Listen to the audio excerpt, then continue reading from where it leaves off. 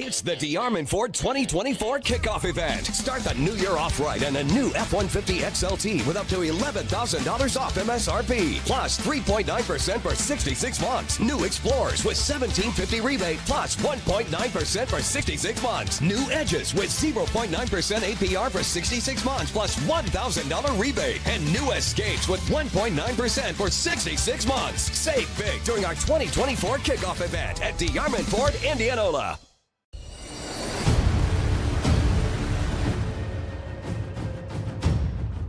Hey, you two. We all want to be winners, right? The winning drive comes from choosing unleaded 88, a cleaner burning fuel made from corn. That way, we all win. Now give me some weight.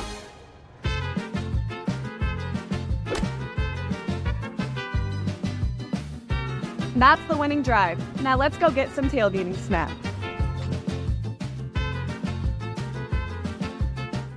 Western lets your UTV power through the storm. The Impact V Plow and Impact Straight Blade, with the features the pros demand, custom tailored for your UTV.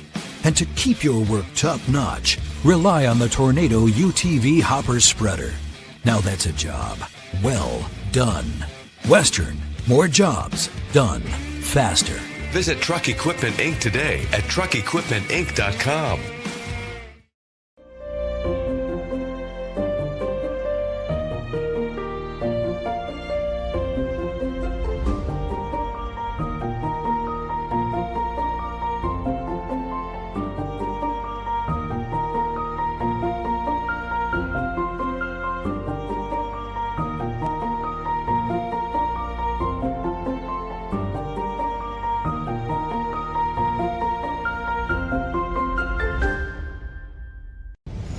Ever have one of those awkward moments when a business disappointed you? You got ripped off? Didn't get what you expected?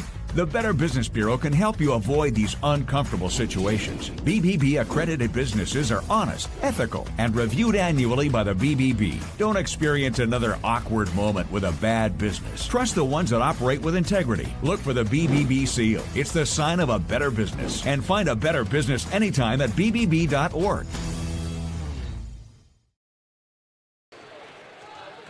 You're watching Iowa High School basketball on the Central Iowa Sports Network. One final tune-up before postseason hoops, and two teams that look to make some noise go head-to-head. It's a CIML basketball doubleheader featuring the Waukee Northwest Wolves and the Ankeny Centennial Jaguars. And hello, basketball fans. It's great to be back with all of you here from Ankeny Centennial High School alongside Blake Walker. I'm Hunter Phillips, and so, Blake, we really have a treat here tonight for what's hard to believe, the final regular season game, especially here on the girls' side. Two teams that are ranked in the top 12. Ankeny Centennial, winners of two straight, against a Waukee Northwest team that is very young but are starting to play some of its best basketball here down the stretch of the season. Yeah, and you look at a team that's 9-10, and you think, how in the world are they still ranked top 15? Well, they play in the CIML, that's why. And they've, last couple games for these two teams have been a little rough. Both teams coming out of 2 wins out of their last 5 games. And the thing about Centennial, Hunter, that a lot of people think about, they're 5th in the rankings. They have 8 losses. There's only 2 less losses than Northwest. Centennial hasn't lost, or all of their losses are to teams currently sitting in the top 5. The only team outside of that is Valley, who's at the number 9 position. So Centennial's got to get over that hump eventually. Now tonight, thankfully for them, it's not a top 5 team, but Coach Powell's got this young Waukee Northwest team ready to go, and you saw them the first time they've played. Northwest has only beat Centennial once. That was the first time these two teams met back in 2021.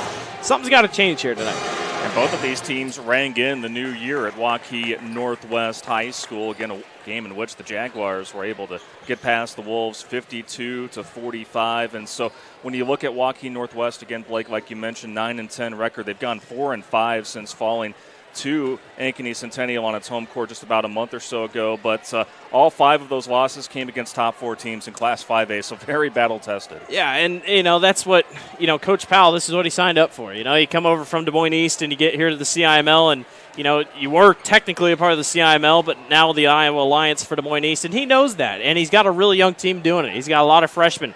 Romy Croat, one of the top freshman guards here in the state, I feel like, is coming up, and she's really doing well. And then you got two seniors kind of leading the way. You got Sadie Moss, who is one of the top centers. Like, if you watch her, she is a dream to watch at basketball when she's playing the center position, and Aaliyah Al-Hamid's just as good. Well, and on the other side for Ankeny Centennial, no seniors on this team, but still veteran-led. 8 juniors in total on this squad, 11-8 coming into this one. Defeated number 8 Ankeny and number 13 Southeast Polk, and that win against Ankeny, snapping a 2-game losing skid for a Jaguars team that historically under Scott DeYoung, not known for its offensive prowess per se, but they really get after it on the defensive end. Anytime you watch an Ankeny Centennial game, it's a premium if you get over 50 points. That's how this thing goes, because that's what Scott DeYoung's teams do. You said it yourself. He is going to slow you down, and it's going to be really frustrating. You're going to get turnovers, and you're going to have to score off turnovers. Meyer Crawford does just that. That whole team, they all look mean. You know, you just kind of play them, and you're like, you know they're going to be up against you. And Scott DeYoung has prided himself and his team on that philosophy the last couple seasons. And it's the start of, again, a doubleheader here in Ankeny. Again, it's Waukee Northwest and Ankeny Centennial here at the Jungle. We'll go ahead and take a break. When we come back, we'll continue to get you ready for tip-off here at Ankeny Centennial High School on CISN.TV. Iowans are working hard, but high prices make it even harder to keep food on the table. Record numbers need help. Your neighbors, your friends, your community. Stopping hunger starts here.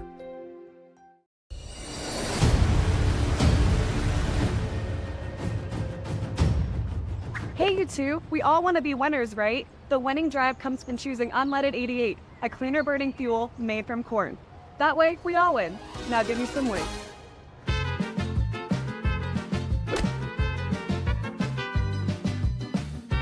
That's the winning drive. Now let's go get some tailgating snacks.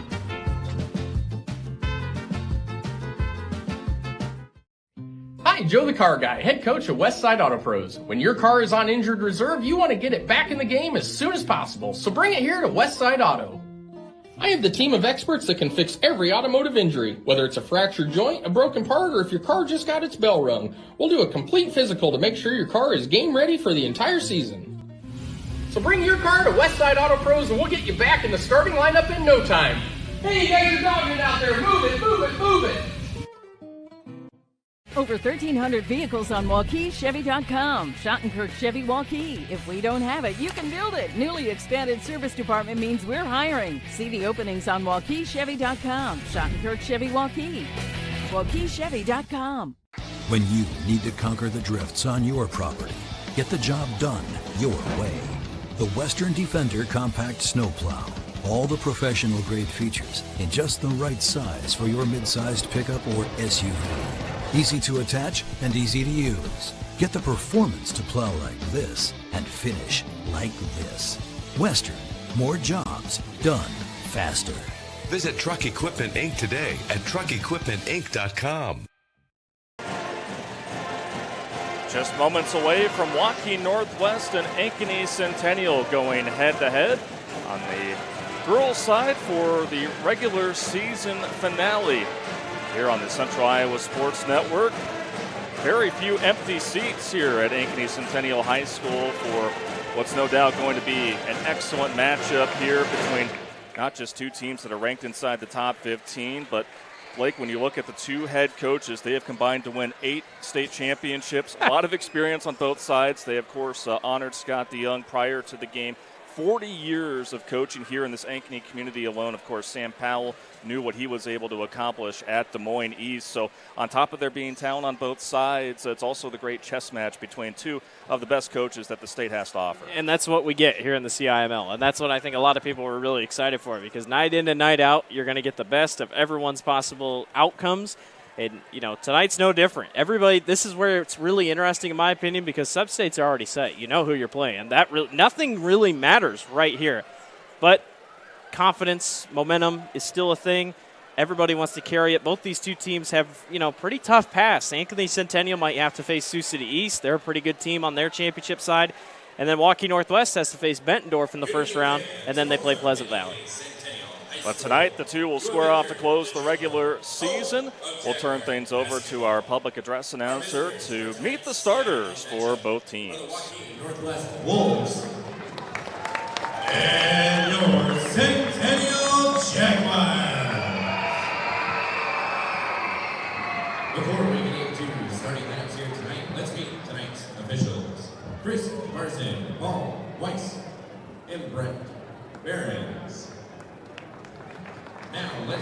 the starting lineups.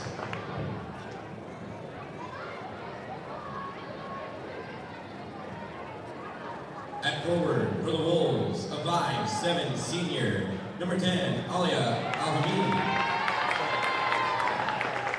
At guard for the Jaguars, a 5'6" junior, number 1, Ava Martin. At forward for the Wolves, a 5'8" sophomore, number 22, Vanna Miller. At guard for the Jaguars, a 5'10" junior, number 4, Jaden Pratt. At forward for the Wolves, a 6'1" freshman, number 24, Logan Vogt. At guard for the Jaguars, a 5'8" junior, number 5, Maya Crawford. At guard for the Wolves, a 5'9" freshman, number 32, Romy Brooks. At guard for the Jaguars, a 5'11" junior, number 14, Finley Blackmore. And at forward for the Wolves, a 6'1" senior, number 34, Sadie Max. And at guard for the Jaguars, a 5'5" junior, number 23, Tilly Smith.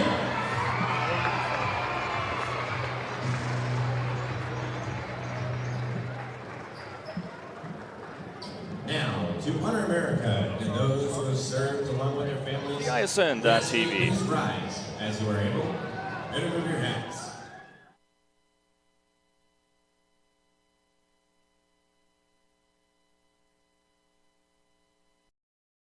It's the DeArmond Ford 2024 kickoff event. Start the new year off right and a new F-150 XLT with up to $11,000 off MSRP. Plus 3.9% for 66 months. New Explorers with $1,750 rebate plus 1.9% for 66 months. New Edges with 0.9% APR for 66 months plus $1,000 rebate. And new Escapes with 1.9% for 66 months. Save big during our 2024 kickoff event at DeArmond Ford, Indianola.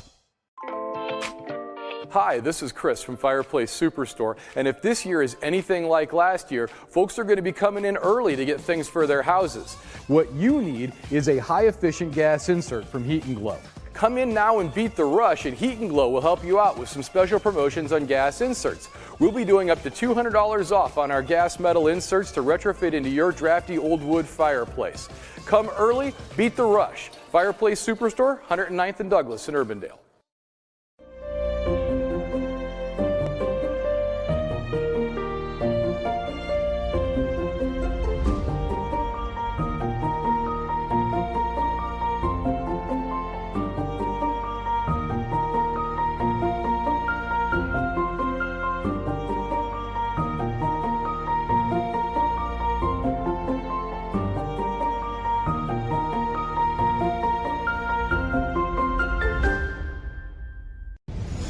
Ever have one of those awkward moments when a business disappointed you? You got ripped off? Didn't get what you expected? The Better Business Bureau can help you avoid these uncomfortable situations. BBB accredited businesses are honest, ethical, and reviewed annually by the BBB. Don't experience another awkward moment with a bad business. Trust the ones that operate with integrity. Look for the BBB seal. It's the sign of a better business. And find a better business anytime at bbb.org. It's a full house here at Ankeny Centennial High School, Waukee Northwest. The number 12 team in Class 5A, taking on the Ankeny Centennial Jaguars, coming in at number 5 alongside Blake Walker. I'm Hunter Phillips. Game 1 of our doubleheader. 2 of the top programs in CIML hoops as we're coming down to the wire here in the regular season. Ball is up in the air, and it will be Ankeny Centennial that wins the opening tip. Underway here from the jungle. Centennial team that has been very good here on its home floor, especially Entering the month of February, attacking down the lane and drawing contact is Jaden Pratt. We're going to be calling the junior guard's name quite often tonight.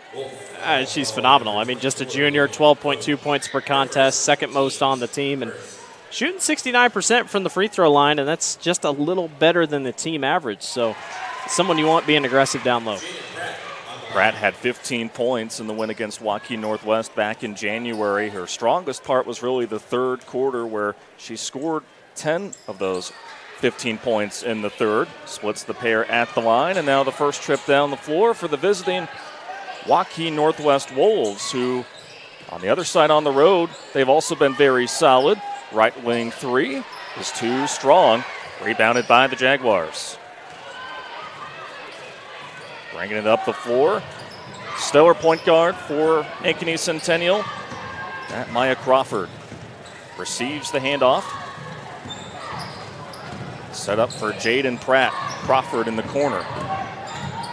Off the high post, evades her defender and lays it up and in for two.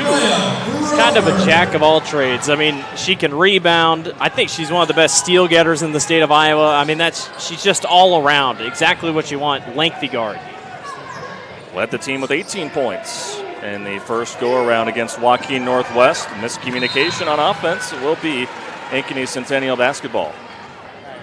You know, Centennial, one of those teams that you just can't turn the ball over a ton, because they usually like to force them a ton. That time it's just a little bit of miscommunication, and Coach Powell's going to make sure he gets that point across to his team. Just resetting his Wolves here within the first minute of this first quarter. Waukee Northwest turned the ball over 18 times against Ankeny Centennial back in the first meeting, but that's exactly what Centennial does. They get you out of rhythm, try to slow you down, and probably a good timeout for head coach Stan Powell to, again, be able to regroup his team here in hostile territory. Well, and a lot of the part of a team that is so defensive like Centennial is, if their offense is on, they are tough to beat, because you look at that Valley game early in the season, 24-point output. Not great, but they only gave up 35 points. So it's just kind of one of those things that if the offense starts rolling, they're going to be okay. Bringing it up is Crawford. Pratt put on the line, deep two, and that's what it is. Shots are falling here early for the Jaguars. You can't sag that much. I mean, just kind of a little bit of a lazy effort there on defense, and got to watch some film. Keep up on it.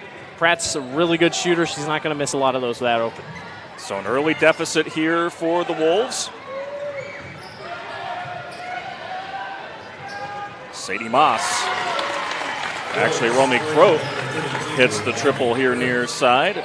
Croat, one of those youngsters that really makes you really like what the future has in store for Waukee Northwest. She is a blast. 41% from the three-point line. She just gets it, and I think that's huge for Coach Powell, especially in his first year coaching and her first year playing. I think it's just a good match.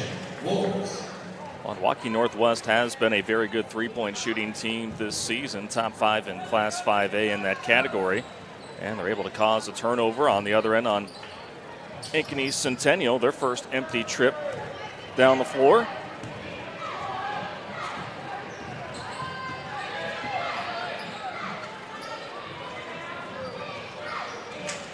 Logan Vogt, another one of the many freshmen, tries to feed it into the low post. Gets it down there for Sadie Moss. Her and Jaden Pratt really went after it the last time around. You're going to see it again here tonight. Takeaway by the Jaguars.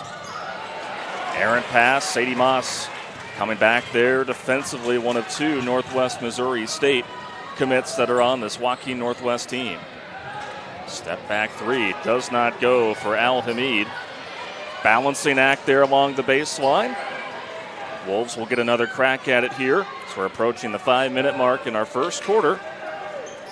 It's a 5-3 lead for Ankeny Centennial. Just good rotation all across the ball. You see there's just not much there. Centennial's really not tall. They're just very scrappy. Contested hook shot left short. Sadie Moss, one of the state's leaders in offensive rebounds, gives the Wolves another opportunity. Tough drive and finish there for Waukee Northwest. Lana Bilic will see her older brother later on in the second game of our doubleheader, and just like that, we're tied at 5. Corner three, dialed up. Tilly Smith is so good at those corner threes.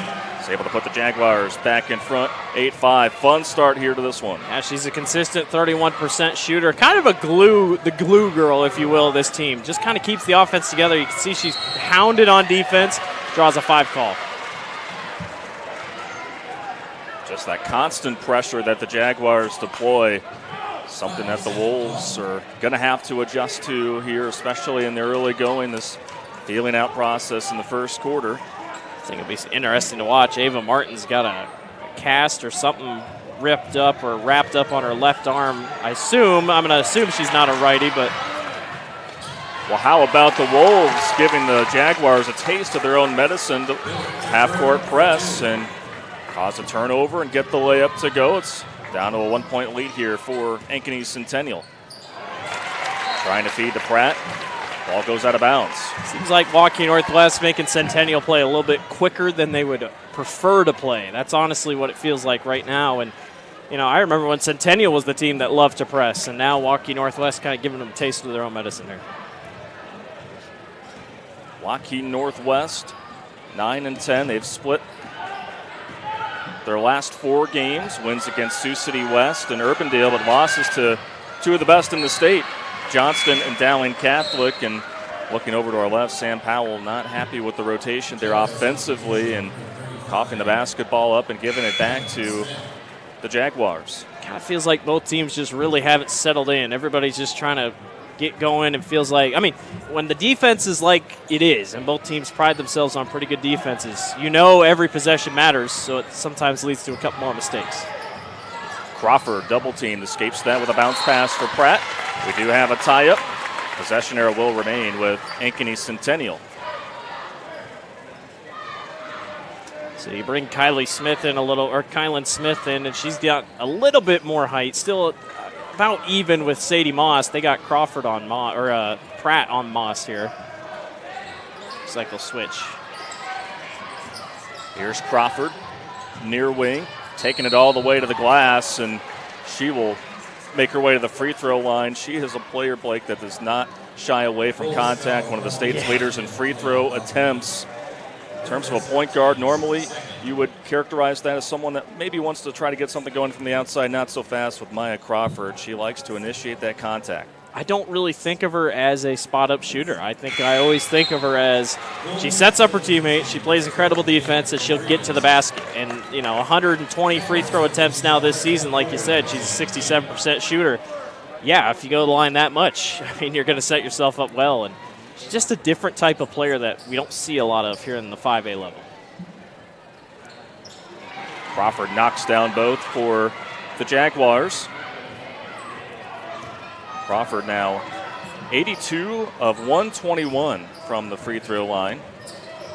3-point lead for the Jaguars. Back to work are the Waukee Northwest Wolves. Tatum DeVries in for the first time tonight. Going to the lane and drawing the foul. Sadie Moss, who again kind of provides that mismatch for the Wolves down low against kind of some of those smaller players that just do not have the height for Ankeny Centennial. And Sadie Moss, like I said in the pregame, just a fundamental center. She's not crazy tall by any means, but if you look at her moves and whatnot when she's down low, she's clearly watched a lot of film, whether that be college ball or something, because she knows what she's doing. It's just a matter if she can draw contact. And, we talk about Crawford getting the line a ton. Sadie's the exact same way. 63 attempts this season, 46 of those makes. Had 17 points, 9 rebounds in the last meeting against Ankeny Centennial. Timeout called by the Jaguars as there's a dangerous spot there for Maya Crawford. 30-second timeout, so we'll continue to stay here with it being a 2-point lead for Ankeny Centennial. So really, Blake, you look at the start, very good for Centennial in terms of getting out ahead on a 5-0 run, but then you knew Waukee Northwest was going to be able to make the proper adjustments, give Coach Powell credit with that timeout to really settle in his team. And so really it's been a back-and-forth affair here over the last few minutes. I don't think any shot's really coming easy. Besides Tilly's shot in transition, it almost feels like maybe both these teams want to play in transition, and they don't really like being in the half-court set. It sure feels like Northwest doesn't really like the half-court set. So if you can kind of keep it running and gunning, you might be in a pretty good spot. So out of the Ankeny Centennial timeout, they will inbound it. Again, after tonight, both of these teams will wait quite a while until they begin regional action. So taking advantage of the moment here tonight. And in some cases, some see that as an advantage. Some see that as a disadvantage. You know, it's just kind of like when you go on winter break for 2-3 weeks and come back and play basketball. Sometimes you just want to keep it going. And that's exactly where these two teams were. First games out of the winter break when they met the last time around. Shaking off the rust, but here's Crawford, top of the key, look for three. Short. Tatum DeVries in there for the rebound for Waukee Northwest. Ankeny Centennial, a team that's not going to really shoot many threes. They like to do their damage in the post. Yeah, they like to get down low. I mean, it's just not a Scott DeYoung team that really attempts a ton and high percentage shots, as some people would say. DeVries traveled with the basketball before hoisting that one up. So Jaguars will be back with it with just a shade under 2 to play here in our first quarter. But you see again there, Hunter, that under 15 seconds on the shot clock. So, you know, Northwest, whatever they're getting, it's not coming quick. And if they have gotten baskets, it's either a foul late in the possession or something else. But you said chess match in the beginning. It really does feel like a chess match right now. We still have 3 more quarters to go. Off the handoff, here's Jaden Pratt, taking it all the way to the glass and finishing. What a first quarter for Jaden Pratt. A couple times she's done that now. That time didn't get fouled, but if you can go to the basket at that much speed and able to put it off glass. Moss had a good look as Pratt was a little late there defensively. Waukee Northwest has done a good job on the offensive glass, giving themselves multiple second, sometimes third chance opportunities. Yeah, Cassidy Danberg on the floor here for Northwest. Keep an eye out for her. She's only a freshman. She is going to be a name to watch. Elbow jumper connects for Sadie Moss. Now the pressure continuing to be put on right out of the inbounds by Waukee Northwest. But the Jaguars get it across. Crawford sees the opening, gets the door slammed on the way up, but off the shoe of the Wolves, and it stays with the Jaguars. So a lucky bounce, if you will, for Ankeny Centennial. Crawford lets one fly. Too short. And it's Moss there with the rebound. 40 seconds and counting to go here in this first quarter. Kind of feels like there's really been no clean passing lanes. Every passing lane is clogged up, and both teams are just trying to find anything they can. Moving screen on Ankeny Centennial, on Waukee Northwest, that will give it back to Ankeny Centennial. Sadie Moss's first foul.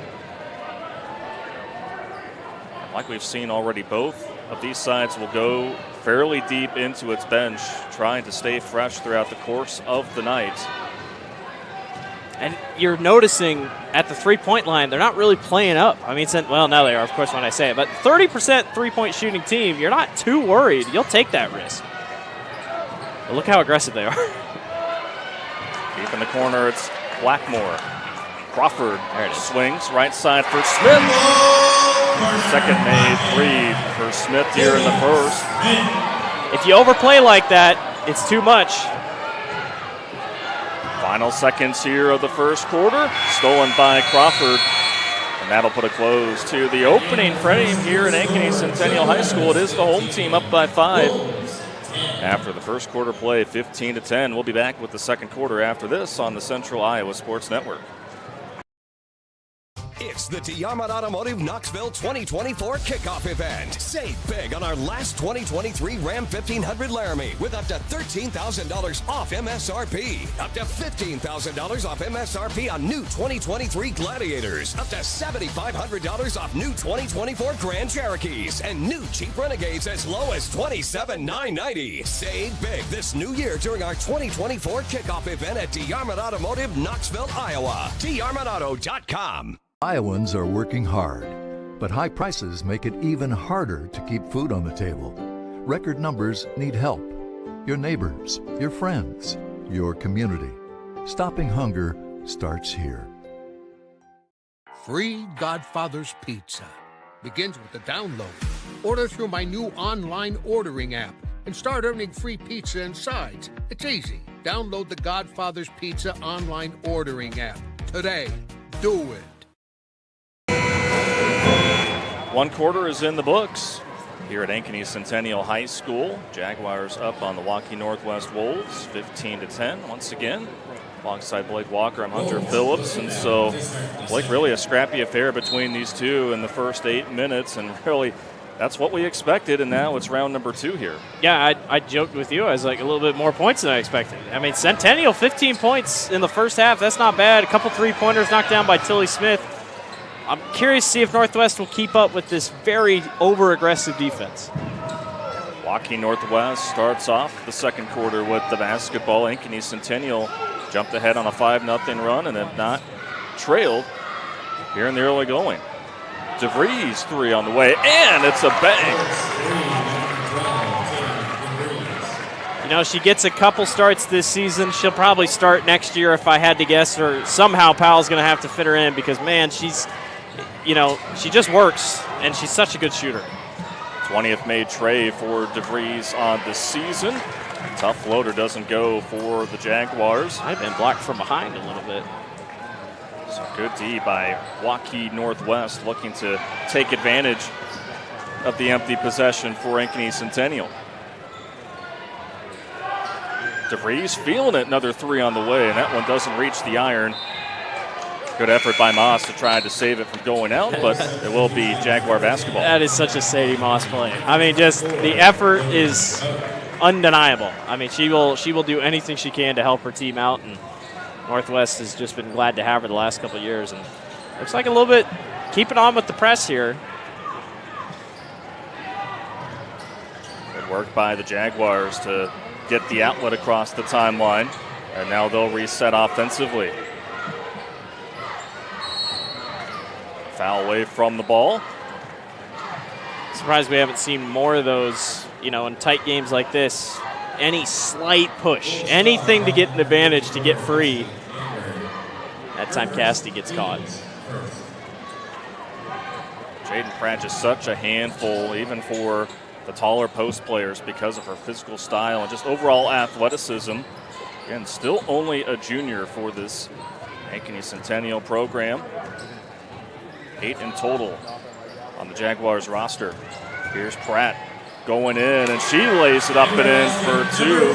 Got the night started with a pair of points and gets this second quarter started with a pair of points as well. Yeah, she's having a great start here. A couple big baskets down the stretch here and trying to put things together. 4-point lead here for the Jaguars, and Waukee Northwest trying to get a hard-earned bucket, which they do. Aaliyah Al-Hamid. It's her first points of the night. You know, got to get her going just a little bit. Took a tough fall, but hops right back up. Pratt mid-post. Posting up, quickly turns, cannot finish with the left hand. And cleaning up the miss with another rebound is Sadie Moss.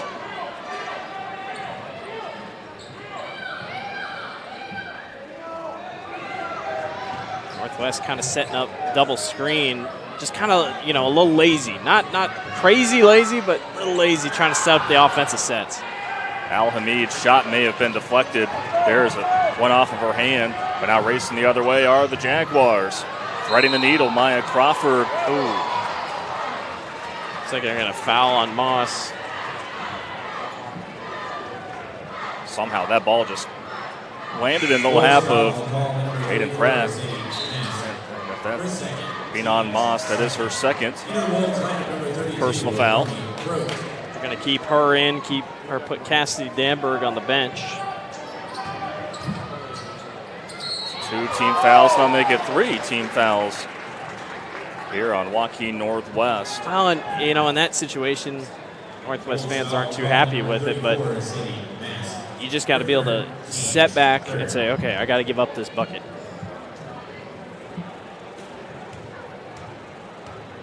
Playing with some urgency to start this contest, Jaden Pratt. Because now you lose her for the rest of the first half, and now they don't really have size on the floor. And I think that's exactly what Coach Powell's going to talk about, playing a little small ball here. 30-second timeout called by Sam Powell. First year as the head coach for Waukee Northwest, of course, taking over for Chris Guess, who is now at Northwest Missouri State. So that connection has obviously been fruitful over the years. He's got the Wolves down there, too. He's got everybody down there. Of course, the Kelderman sisters a part of that program. And how about that Waukee team from just a few years ago? Katie Dinnebier was the point guard, but just an all-around balanced team, and one of those that, I mean, now you look at Johnston this year and all the talent that they have. Just amazing over the last 5 years alone how much talent has come across the state of Iowa. I'll never forget watching that Waukee Johnston game. That was one of the craziest things I've ever seen. Just nobody was missing. Katie was going to the top of the key, wouldn't miss. I mean, just an unbelievable title game.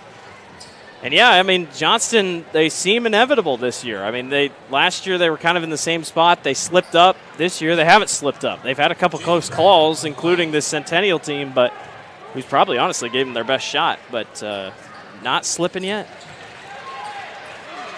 Pratt goes 1 for 2 from the line, and now we see the new lineup being deployed by Waukee Northwest after Sadie Moss has to take a seat with 2 fouls. Diving to the floor is Pratt. Ball squirts away from her grip. That should still be Waukee Northwest basketball, and it will be. It's a tough call right in front of the bench. You got a couple 10 or so eyes looking right at you. Yeah, this will be interesting to see how this lineup goes for Northwest. I mean, you got a little bit of size on the floor with Logan Vogt, the freshman, but kind of even things out for Centennial. Handling the basketball, Romy Croak got the night started in scoring for Waukee Northwest with the triple. Shot clock, though, winding down here for the Wolves. Al Hamid nowhere to go with it. And that smothering defense right there for the Jaguars causes a shot clock violation. I mean, it's almost every possession right now. I mean, it feels like they're getting under 15 seconds, and then it's a lot at the top of the key. They can't really even get it down low to even try to attempt to draw a foul. So looks like the official's fixing his whistle. There he goes. A little housekeeping there. It's crunch time for these officials, too. Get down to it. Might, depending on how you officiate your games this year, get a chance to go to the state tournament. That'll be here before you know it. Crawford saved the ball from going out, and an inadvertent bump there while going for the loose ball, Romy Croak. Yeah, and Romy knew it, too. She said, my bad. Got to give your defender, some space. I know you want to knock him out, but got to give her a little bit of room. It's now 14 fouls on Waukee Northwest here in the second quarter.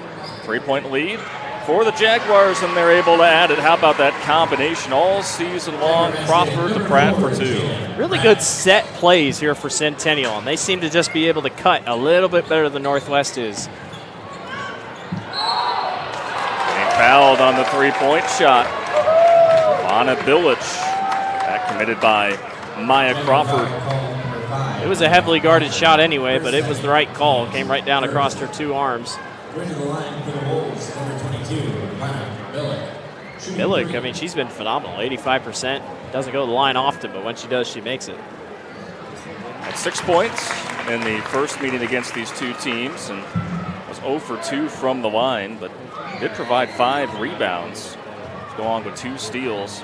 Again, one of those building blocks for the future here for Waukee Northwest. One thing about Coach Powell's teams that have set them up if they get in these fouling situations, they're a pretty deep team. You look at Centennial, they only go about 7 deep. That's pretty much it.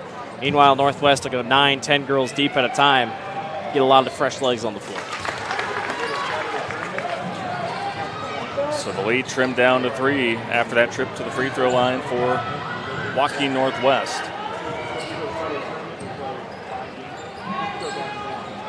Across the halfway point here in our second quarter. Great start here to this one. Ava Martin has some space to maybe let one fly, but doesn't. She's got that thing on her wrist. I just don't know if she wants to shoot. Jaden Pratt, though, just patiently waiting to attack the inner part of that Wolves defense. She will once again make her way to the free throw line, and really fitting this weekend.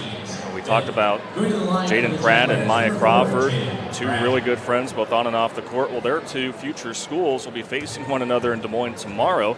Jaden Pratt, an Illinois State commit, and Maya Crawford, a Drake commit. And great article by the Des Moines Register earlier today noting that they're really looking forward to going up against one another when that time arrives. But, of course, they're going to enjoy every moment that they have for the remainder of this season and next season. Yeah. What a story there. And, you know, they've played since they were freshmen, so it's just kind of one of those things. You grow up together, and, you know, we've seen them grow up in front of our eyes, and it's just really cool to see it come together. And they've had a lot of great wins. They got a phenomenal head coach leading the way. Big reason why the team chemistry has been very big in Ankeny Centennial's success. Corner three, right side, splash down for Liz Bean. Is that the corner? That has been the money spot for the Jaguars. They've knocked down three there. How about an assist for Ava Martin, and coming off the bench, Kylan Smith with some reinforcements defensively. Kind of danger zone for Northwest in a game that is low scoring like this one. That doesn't help. Kylan Smith, who just made the play on the other side, called for a 3-second violation, but yet the 7-point lead for Ankeny Centennial is their largest thus far. So a much-needed answer offensively needs to be coming up here for Waukee Northwest, again without Sadie Moss, who is in foul trouble. Tough floater, though, goes for Vonna Bilic. It's funny because a 7-point game in a low-scoring game feels like forever. A 7-point game in a high-scoring game, if we're in the 60s, you'd be like, all right, it'll be fine. Check that. That was Romy Croat. Want to give her the credit for a tough floater there in the lane. Martin dials that one up too strong. Rebound by the Wolves. Centennial in the bonus, too, so kind of surprised they didn't try to attack more and go to the free throw line.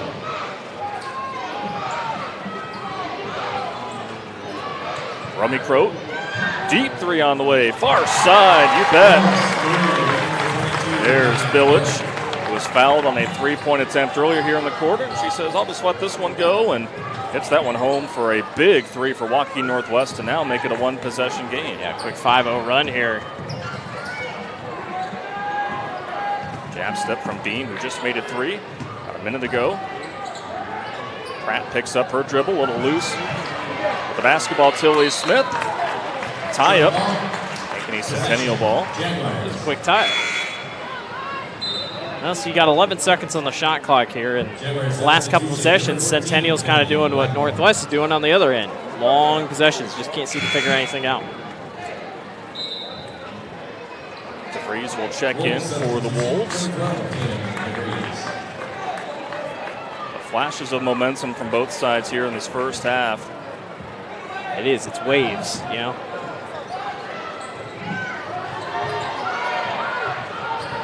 Five seconds on the shot clock here for Smith.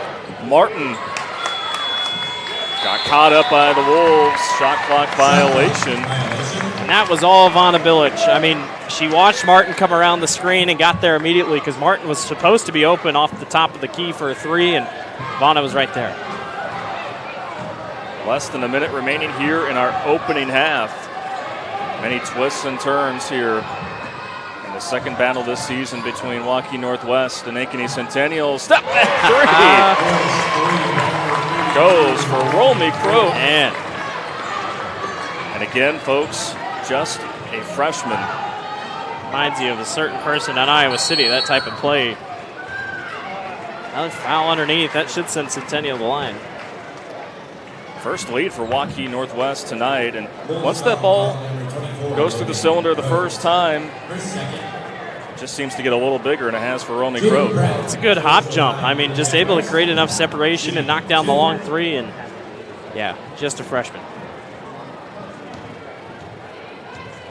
So Jaden Pratt at the line here for Ankeny Centennial. She knocks down the first free throw, part of a very productive first half. She just knows how to draw fouls. Part of why the backcourt for Ankeny Centennial is so hard to match up against for 4 quarters.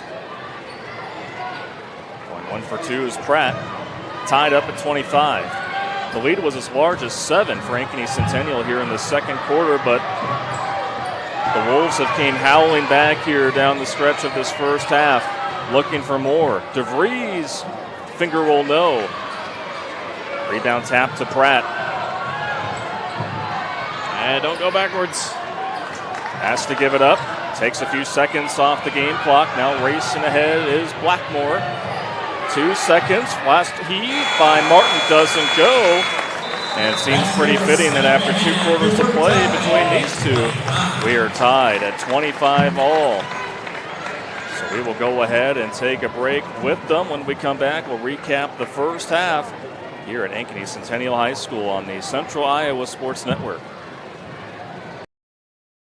It's the DeArmond Ford 2024 kickoff event. Start the new year off right on a new F-150 XLT with up to $11,000 off MSRP. Plus 3.9% for 66 months. New Explorers with $1,750 rebate plus 1.9% for 66 months. New Edges with 0.9% APR for 66 months plus $1,000 rebate. And new Escapes with 1.9% for 66 months. Save big during our 2024 kickoff event at DeArmond Ford, Indianola.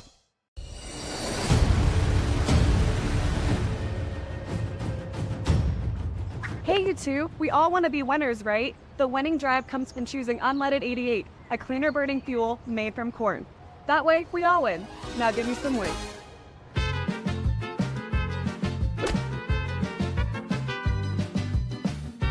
That's the winning drive. Now let's go get some tailgating snacks.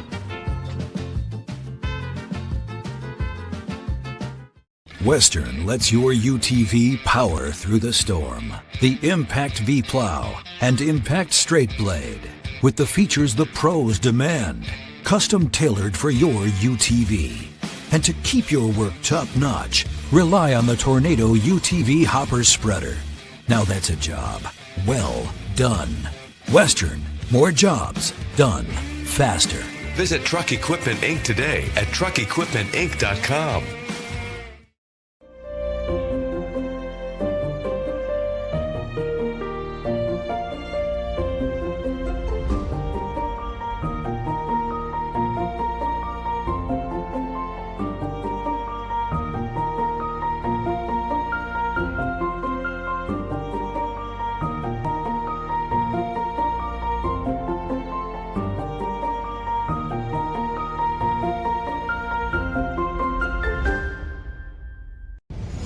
Ever have one of those awkward moments when a business disappointed you? You got ripped off? Didn't get what you expected? The Better Business Bureau can help you avoid these uncomfortable situations. BBB accredited businesses are honest, ethical, and reviewed annually by the BBB. Don't experience another awkward moment with a bad business. Trust the ones that operate with integrity. Look for the BBB seal. It's the sign of a better business. And find a better business anytime at bbb.org. We are at the intermission at Ankeny Centennial High School, and we're all knotted up at 25 between Waukee Northwest and Ankeny Centennial. And it's part of Game 1 of our doubleheader of CIML Hoops here on the Central Iowa Sports Network. Alongside Blake Walker, I'm Hunter Phillips, and both teams, Blake, really traded the quarters. At the first quarter, Ankeny Centennial led by 5, 15-10, and at one point, midway through the second quarter, even past that, they were leading by as many as 7 points. But what a run there for the Wolves there to close out the second quarter. They outscored Ankeny Centennial 15-10 in the second. So, you know, from what we saw there and from what you saw in that first half in particular, really no surprise to see that we're tied up after one half. Yeah, and it just felt like when you play such aggressive defense, who was going to out-stamina the other? And for a while I was like, well, if Northwest keeps playing this aggressive, I don't know if they can keep up. Well, I think we saw that depth a little bit. Northwest really, if you notice, kept on substituting a lot of girls in and out there at the end of the half. Centennial keeps those same 7, and they just kind of got tired, I feel like. And Romy's three-pointer was really the big, whoa, okay, I guess, they're here. They're ready for it. And, Northwest, that's kind of how they've been all season. Win a couple, lose a couple, make a couple shots, miss a couple shots. It's just a matter, can they finish the game out, and can they get back to what they did in the second quarter? And expanding more on the depth piece, because both teams saw one of their star players have to leave due to a bit of foul trouble, especially Sadie Moss not playing for much of that second quarter, and it says a lot about the depth piece. But then Ankeny Centennial didn't have Maya Crawford for really the last 4.5 minutes or so of that first half. So in a matchup where both teams are really getting after it defensively, sometimes it's going to have to be the reserves that really step up in place of players that are out due to foul trouble. And it's just good coaching by Coach Powell, because immediately when Sadie came out, he said, all right, we got to talk about this. Here's what this is going to look like for the last 4 minutes, because now our leader isn't on the floor, and they were able to adjust. Centennial, I don't think, obviously didn't adjust as well. Jaden has been the key go-to, but a couple other missed shots, just kind of tossing stuff up, and a lot of late possession or late shot clock shots, and those just aren't working very well for Centennial. So after 16 minutes of basketball, we're tied up at 25 between Waukee Northwest and Ankeny Centennial. We'll step aside for a break, and we'll get you ready for the second half here from Ankeny on the Central Iowa Sports Network. Hi, Joe the Car Guy, head coach of Westside Auto Pros. When your car is on injured reserve, you want to get it back in the game as soon as possible, so bring it here to Westside Auto. I have the team of experts that can fix every automotive injury, whether it's a fractured joint, a broken part, or if your car just got its bell rung. We'll do a complete physical to make sure your car is game ready for the entire season. So bring your car to Westside Auto Pros and we'll get you back in the starting lineup in no time. Hey, you guys are dogging out there. Move it, move it, move it. Over 1,300 vehicles on WaukeeChevy.com. Schottenkirk Chevy Waukee. If we don't have it, you can build it. Newly expanded service department means we're hiring. See the openings on WaukeeChevy.com. Schottenkirk Chevy Waukee. WaukeeChevy.com. Free Godfather's Pizza begins with the download. Order through my new online ordering app and start earning free pizza and sides. It's easy. Download the Godfather's Pizza online ordering app today. Do it.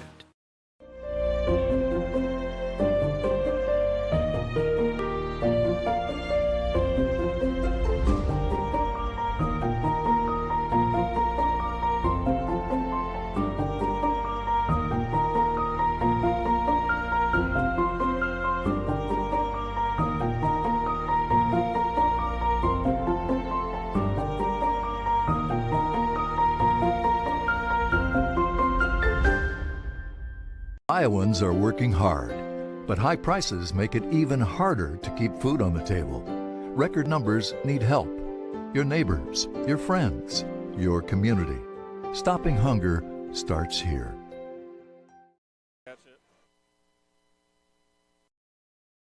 It's the Diamond Automotive Knoxville 2024 Kickoff Event. Get up to $8,000 off MSRP on new Sierra 1500s. Up to $8,000 off MSRP on new Silverado 1500 LTZ. Up to $7,000 off MSRP on new Silverado 1500 Turbo Max. And new 2024 Equinoxes starting at $26,490. Save big this new year during our 2024 Kickoff Event at Diamond Automotive Knoxville, Iowa. DiarmondAuto.com. When you need to conquer the drifts on your property, get the job done your way. The Western Defender Compact Snowplow. All the professional grade features in just the right size for your mid-sized pickup or SUV. Easy to attach and easy to use. Get the performance to plow like this and finish like this. Western, more jobs done faster. Visit Truck Equipment Inc. today at truckequipmentinc.com. Hi, this is Chris from Fireplace Superstore, and if this year is anything like last year, folks are going to be coming in early to get things for their houses. What you need is a high-efficient gas insert from Heat & Glow. Come in now and beat the rush, and Heat & Glow will help you out with some special promotions on gas inserts. We'll be doing up to $200 off on our gas metal inserts to retrofit into your drafty old wood fireplace. Come early, beat the rush. Fireplace Superstore, 109th and Douglas in Urbandale.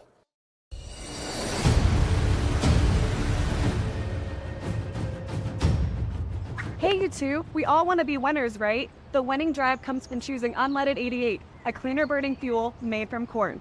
That way, we all win. Now give me some weight.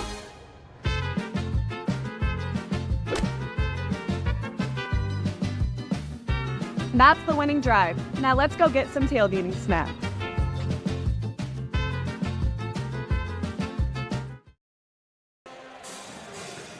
Almost ready for our second half here at Ankeny Centennial High School. Knotted up at 25 between Waukee Northwest and Ankeny Centennial for this top 12 girls matchup, the final game of the regular season. Once again, Blake Walker, Hunter Phillips here with you on CISN.TV. And of course, Blake, there are a lot of playoff seeding implications, especially hosting for regionals on the line, and there's a big matchup between Ankeny and Valley taking place tonight. Yeah, Ankeny on top of, or Valley on top of Ankeny 27, 24, 25 in the third, going into half. That game's huge because those two teams will most likely end up playing for a spot at the state tournament. Two very deserving teams, and it's kind of weird because you usually don't see a lot of the quote-unquote top CIML teams going at each other in those type of games, but Valley, unfortunately, was one ranking spot away from being a top 8 team and getting a home court advantage, but just missed out on it. But yeah, it'll be a fun one to watch. Johnston was up 58-30 over Southeast Polk. You and I were just saying before we came back to break, Johnston's got a couple scares recently, so it's like, are they for sure as a state title contender? All going to find out here soon, but we've got an exciting set 2 quarters of basketball to decide. This one between Ankeny Centennial and Waukee Northwest. Jaden Pratt trying to pick up where she left off in the first half, but strong defense by Waukee Northwest. Ava Martin has a massive gash on her eye. Oh, my goodness. So the athletic training staff is going to tend to the athletic junior. Training staff is nowhere to be found. Scott DeYoung, the first one to be there, though, and there is no training staff anywhere. I don't know how that happened, but that can't happen. So she's being tended to right now. Now the training staff is out there for Ava Martin, and checking in her place is Lizzie Beam. So hopefully everything with Martin is okay. It just looked like a cut just above her eyebrow, but yes, using most of her wrist cast or whatever, catching all the blood. But my goodness, that was it. Now they're going to have to find out where the blood's at, wipe off the floor here. So, but quick here start on the break. Waukee Northwest again. Moving in transition, couldn't quite find their way to the basket. Just kind of one of those things that I think, and Sadie Moss was calling for the ball, you need transition buckets. In a game that's this defensive, take a transition bucket when you can. Don't hold back and just say, I'll wait for the offense. Well, no, you can't be selfish. You don't have to wait for it. So that allows both teams to be able to huddle up here as now they are starting to clean up the spots of blood on the floor. So we will go ahead and take a timeout as well, and we'll be back here on CISN.TV. Ever have one of those awkward moments when a business disappointed you? You got ripped off? Didn't get what you expected?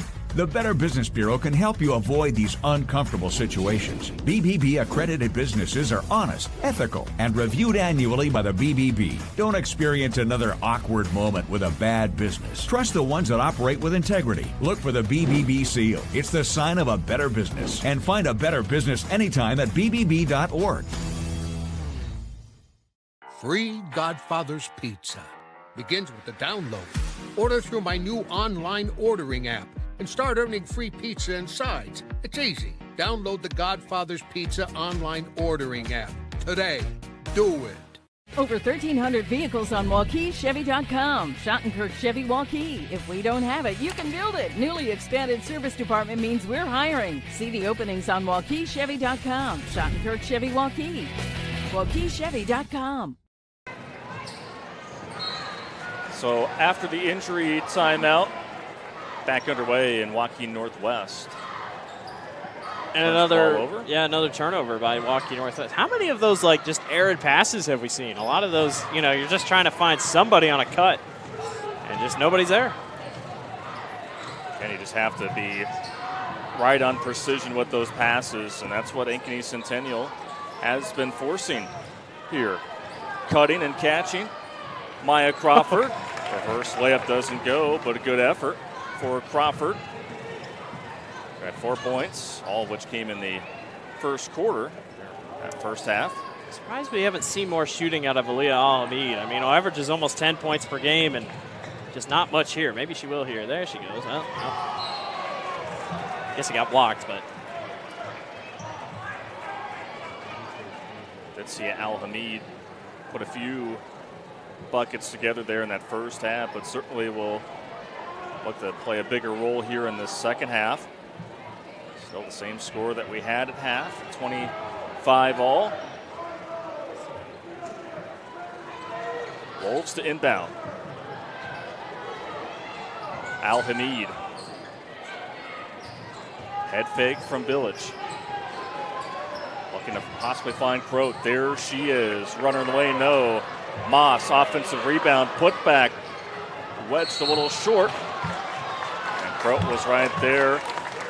Oh, they got a foul. Team's going for the tie-up, and it will be a foul. Check for foul call number 23, Tilly Smith. That will go against Tilly Smith. First team foul on Ankeny Centennial here as part of this third quarter. Offensive rebounds are huge. Points off offensive rebounds are even bigger. And Northwest just kind of struggled to get those, but luckily hung on to the basketball there. Three just grazes the bottom of the netting. And loose ball picked up by Waukee Northwest. The Wolves seem more active. I mean, you can clearly tell just how they're able to rebound the ball, and they're not slowing down here. Maybe it's the youth. And again, just looking to get past the Jaguars for the first time in quite some time. Al-Hamid along the baseline, drawing the foul in the reverse layup. Alia Al-Hamid will be at the free throw line here for the first time tonight. But yeah, you just really sense that Waukee Northwest is a step and a half or two quicker here out of the gates of the second half as Al-Hamid hits the first. Oh, and that was such a good play because she saw that she had the freshman beam on her and knew I can go baseline. Probably could have been a foul on the floor beforehand, but like I said, you know, she scores points. Got to give her a shot. Knocks down one of two. The line has not been kind to both teams tonight. And they have had their fair share of opportunities at the charity stripe. How about Sadie Moss getting the steal and the finish on the other side? Good decision not to foul by Blackmore. Again, points are premium. Don't want to give free ones away. But it's been Waukee Northwest defense that have really flipped the switch in this one. Pratt, hook shot doesn't go, gets her own miss. Thought that she was fouled on the putback attempt, but Waukee Northwest, the Wolves rip it away, leading by 3. It's their largest lead here on the night. Really the majority of the first half, it was Ankeny Centennial that had the advantage, but Al-Hamid and the Wolves really putting something together here to start this second half. Crawford left open, and her layup doesn't go. Lizzie Beam got her mitts on the basketball and reach and foul committed. But the Wolves play off to as good of a start as you really want here to this third quarter. Yeah, and Alia Al-Hamid, I mean, she's starting to really want to take and shoot the basketball, and Centennial doesn't really have any time to set up. So there, a foul is finally called down low, but I don't know. It's just, what is the run now? So it was 24-17, so it's a 13-1 run and dating back to the second quarter. Northwest, I mean, they're just quicker. And that is exactly how you can silence the crowd in hostile territory. Here is Crawford.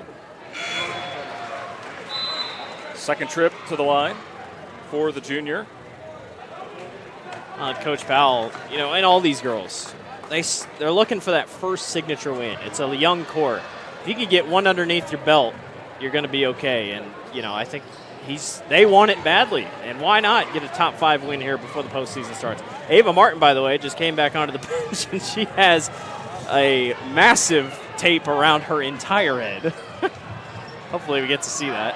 And she was all smiles as she came over to the bench. So that is ultimately a good sign there, and even her teammates had a bit of a chuckle. Our camera's going to look at it. That's a nice wrap job. It's just a headband. She could have put a headband over it and made it look better. And considering just how short of time it took to be able to put that bandage together, very well done. Well, a Band-Aid must not have worked because they go ahead and just wrap her entire head. But. So having to wipe off the floor here puts a pause in our action. Northwest still holding tight with this full court press, and Crawford really beat it for the first time, really beat it. Unfortunately, couldn't get the layup for her. Crawford takes it up the far side of the floor here for the Jaguars. Pratt, nice. Blazes by her defender and gets the finish. Had a quick move against Jaden Cruz. Cruz really hasn't been in the game, so Pratt knew that. And she's like, all right, fresh meat, let's go against it. Pratt in double figures for Ankeny Centennial. It's trailing by 1. That's going to be, well, that should have been, well, it probably should have been back court, over and back, because the ball went off of Alamed's hand, but they'll get a foul out of it. And she committed the foul, which is her 3rd personal foul. Timeout on the floor. We'll take one as well. 1-point ball game with just over 4 to play in the 3rd here on CISN.TV.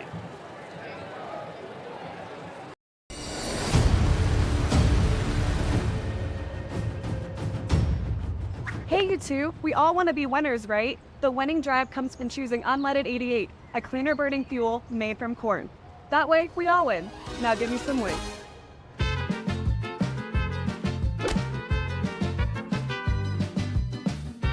That's the winning drive. Now let's go get some tailgating snacks.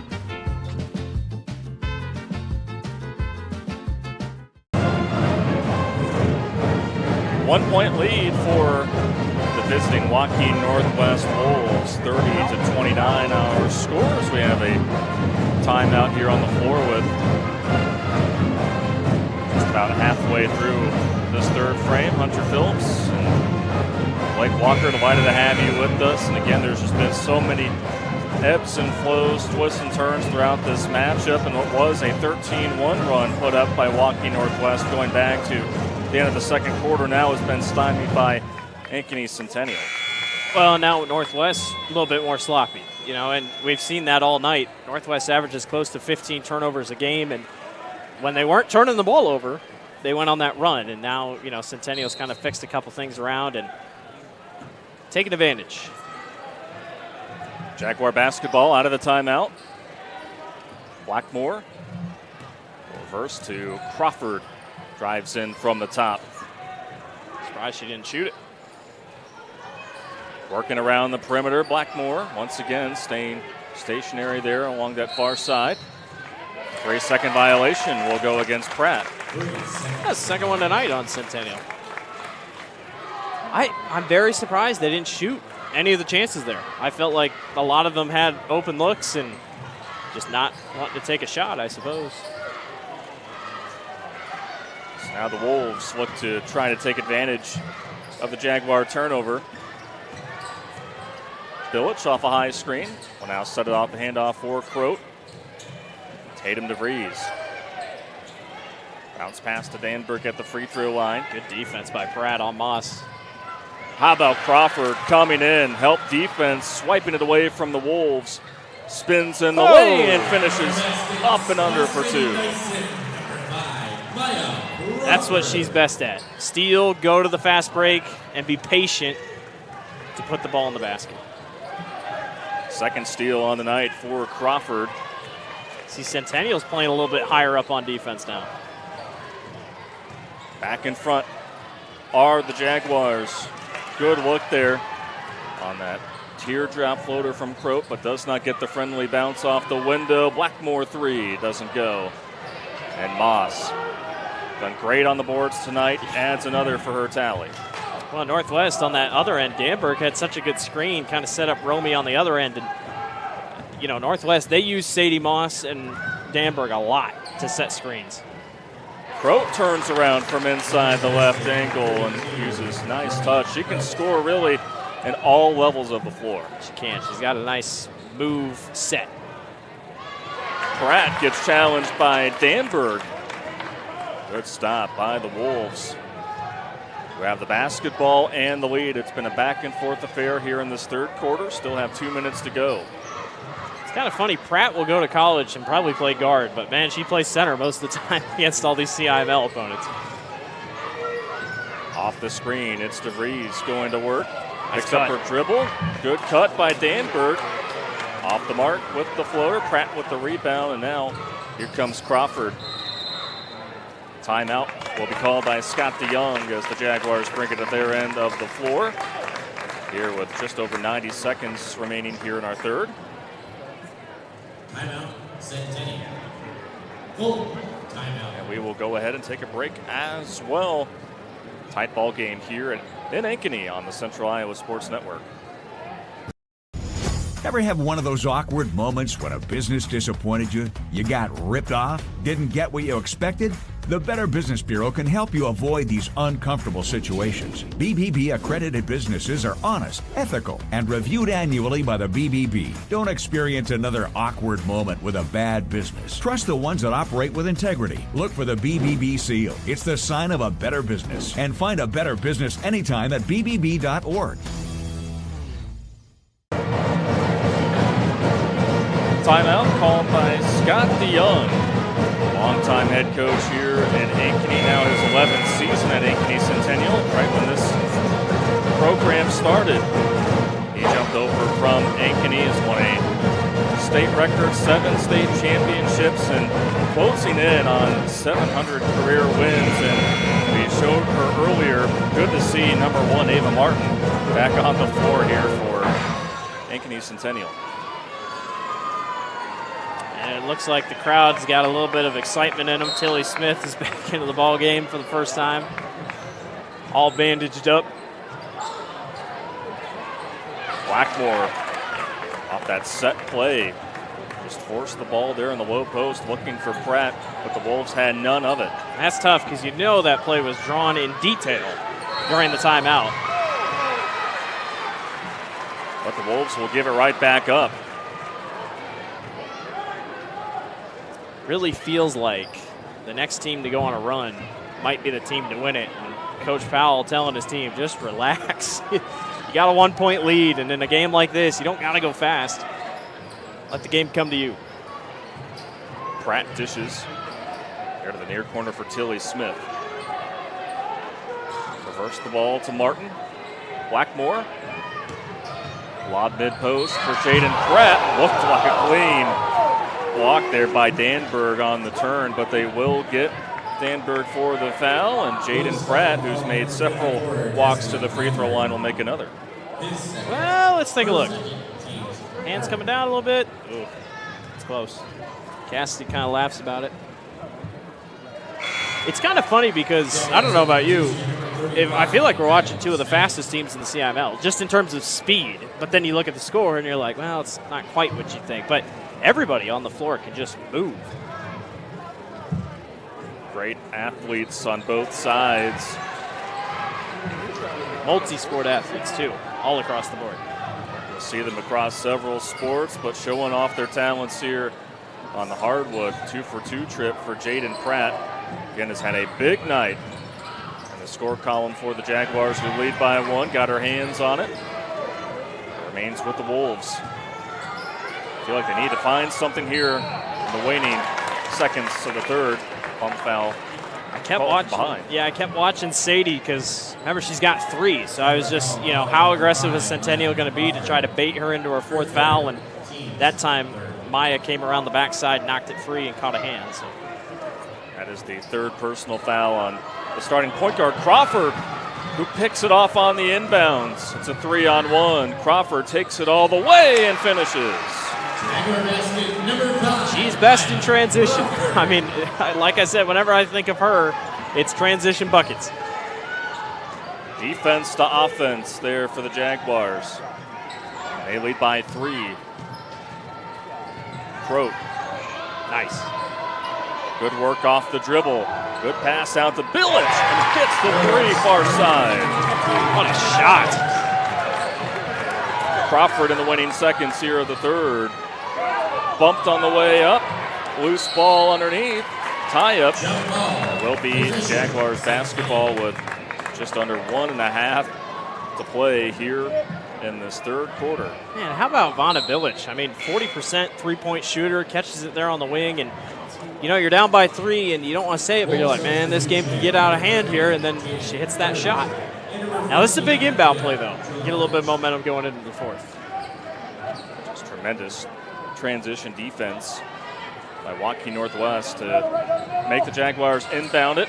Pratt, just with 0.3 seconds remaining, brought in that bounce pass from Maya Crawford, and a foul called on the Wolves. Yep, Vonna Billich is going to be the one. Number 22, Vonna Billich. Her first, team's 4th. So back at the line is Jaden Pratt. She thought it was going to be a shooting foul, and Scott DeYoung. Well, it's the right call. She was falling down into her. I mean, there's no way she was even able to get the shot up. So both sides have not been happy here as of late. They'll be happy. Does not count. There's no way that counted. It's 0.3. I was going to say it's 0.3 seconds. You can't get it off in 0.3 seconds. There's no way that'll count. Trying to get it up as quick as she could, but not quick enough, and so we were tied at halftime. And we're tied after 3 quarters at 35 all between Ankeny Centennial and Waukee Northwest. We'll be back with the 4th quarter after this on the Central Iowa Sports Network. Ever have one of those awkward moments when a business disappointed you? You got ripped off? Didn't get what you expected? The Better Business Bureau can help you avoid these uncomfortable situations. BBB accredited businesses are honest, ethical, and reviewed annually by the BBB. Don't experience another awkward moment with a bad business. Trust the ones that operate with integrity. Look for the BBB seal. It's the sign of a better business. And find a better business anytime at bbb.org. Free Godfather's Pizza begins with the download. Order through my new online ordering app and start earning free pizza and sides. It's easy. Download the Godfather's Pizza online ordering app today. Do it. Over 1,300 vehicles on WaukeeChevy.com. Schottenkirk Chevy Waukee. If we don't have it, you can build it. Newly expanded service department means we're hiring. See the openings on WaukeeChevy.com. Schottenkirk Chevy Waukee. WaukeeChevy.com. 3 quarters down, 1 more to go, and what's been a thriller here at Ankeny Centennial High School, tied up at 35. Hunter Phillips, Blake Walker here with you, and Blake, how about this big answer of a 3 to tie up the contest there to end 3rd? Well, like I said, 3-point game at that point before that shot went down, and Centennial kind of felt like they were starting to get momentum, and then Vonna hits that shot, and you're like, all right, we're right back to the tied game. Waukee Northwest, 4-5 on the road this season, looking for a big statement win to close out the regular season. Al Hamid's 3 is off target. Be the biggest win for Coach Powell in his career here at Northwest, that's for sure. Talk about the potential momentum that can bring as well for this youthful team in the western suburbs. Ava Martin tracking down the miss and is fouled. And you think about it, I mean, I like to think about it this way, but Centennial almost beat Johnston. Centennial is capable of playing that style of basketball, and Northwest has come in here and kind of held them to their own. And this is realistically playing in the way that Centennial would want it for how low scoring it is, but Northwest, if you can finish the game, you know, you're in a good spot. And they've been close. They almost beat Waukee. Just got to finish. And two of the newer schools in the Des Moines Metro facing off. Al Hamid is fouled as Ankeny Centennial turns it over, and so Waukee Northwest is looking to get its first win since the series opener back in 2021. Ankeny Centennial winning 4 straight. So even though there are a lot of younger players for Waukee Northwest, there's also seniors like a Sadie Moss that would want nothing more than to come into Ankeny and spoil the party. Yeah, absolutely. Both teams giving it their all here tonight. Again, looking to make some noise in the upcoming postseason. Al Hamid navigating to the right side of the lane. Off the window, it does not go, but Moss in prime position. Al Hamid, right wing 3. In and out. Jaden Pratt brings down the rebound. Now here come the Jaguars. Got to keep shooting. I mean, the way she's able to score, slippery spot on the floor. A couple of times she has slipped, Crawford has, and Al Hamid takes advantage. Coming up with the steal at half court. Gets the layup to go, and now she slipped in that exact same spot a couple times. And it is, in fact, wet. You know, in a game like this, that might, you don't want to be that guy, but you're like, that could win you the game. You look back, and those are the kind of moments that, can definitely be the deciding factor. Well, another thing, we've had the whistle blown so many times there in the third, second, one of the teams got to the bonus. Both teams really haven't been great from the free throw line by any means. So, take that as you will. It's the margin for error very slim here tonight. Centennial to inbound, and back with that press that Waukee Northwest really started to bring on Ankeny Centennial in the first quarter. Tilly Smith, right side. Here's Pratt. Smith for 3. Puts it in. And I have no idea why Romy went inside. I think she just thought maybe she could help Sadie down low on Pratt, but Tilly's been able to knock those down from the corner, so I don't know about that one. 3 threes tonight for Tilly Smith. Al Hamid, jumper from inside the free throw line, just touches the top of the iron and goes out. Jaguars, basketball 1-point lead. Crawford off the handoff. Layup doesn't roll in, and Moss once again doing a good job of making it one and done possessions for the most part tonight for Ankeny Centennial. Romy Croat had big moments tonight. Tough feed looking for Danberg. Tapped out of bounds. Oh, man. Boy, it looked like it was last off of Ankeny Centennial. Oh, I don't know, man. Wow. Boy, just from our angle, again, we're atop the bleachers here. It appeared as though it was last off of Ankeny Centennial, and I think even the Jaguars were a bit surprised that they were given the possession. They were ready to go on defense there, but again, just small moments like that, you never know who will be able to take advantage of it. Ava Martin, Pratt from the free throw line, going all the way. Layup rolls off the iron and out. Crawford surrounded by Wolves and draws a foul underneath.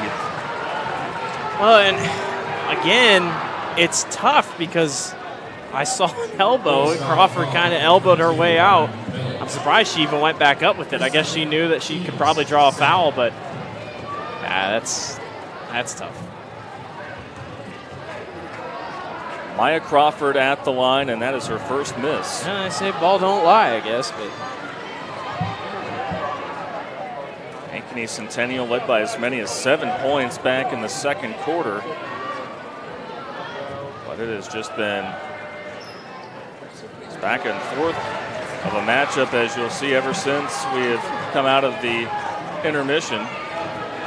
2-point lead for Ankeny Centennial. Now here's Waukee Northwest. And it's been the 3-ball that's helped Northwest a lot here. Whenever it feels like Centennial might be turning the tide, or Waukee Northwest been able to knock down a 3. Trying to establish things inside, then going out. maybe find an open shooter. Legal screen here on Moss. There's 4. And Tatum was setting up for a 3 right there and then. So DeVries does have a 3 tonight. First game in the first half. Third team foul as well here on Waukee Northwest. Ankeny Centennial with 1 team foul here in this fourth quarter as they're going to keep Sadie in. I'll be very curious how Sadie plays these last couple minutes here. Kickball will stay with Ankeny Centennial. So this is where you are backing on that experience factor and knowing that while you want to be aggressive, still have to play really, really fundamentally sound and not pick up that 5th foul. But we got to bring it up. Northwest arguably played their best basketball when she wasn't on the floor. Blackmore, good look for 3. Moss snags in the ball. Village, they're on the fast break. Ankeny Centennial right there defensively. Moss hasn't gotten many touches really here offensively in the second half. And just glances off of her palm and out of play. I don't even know if she's shot here in the second half.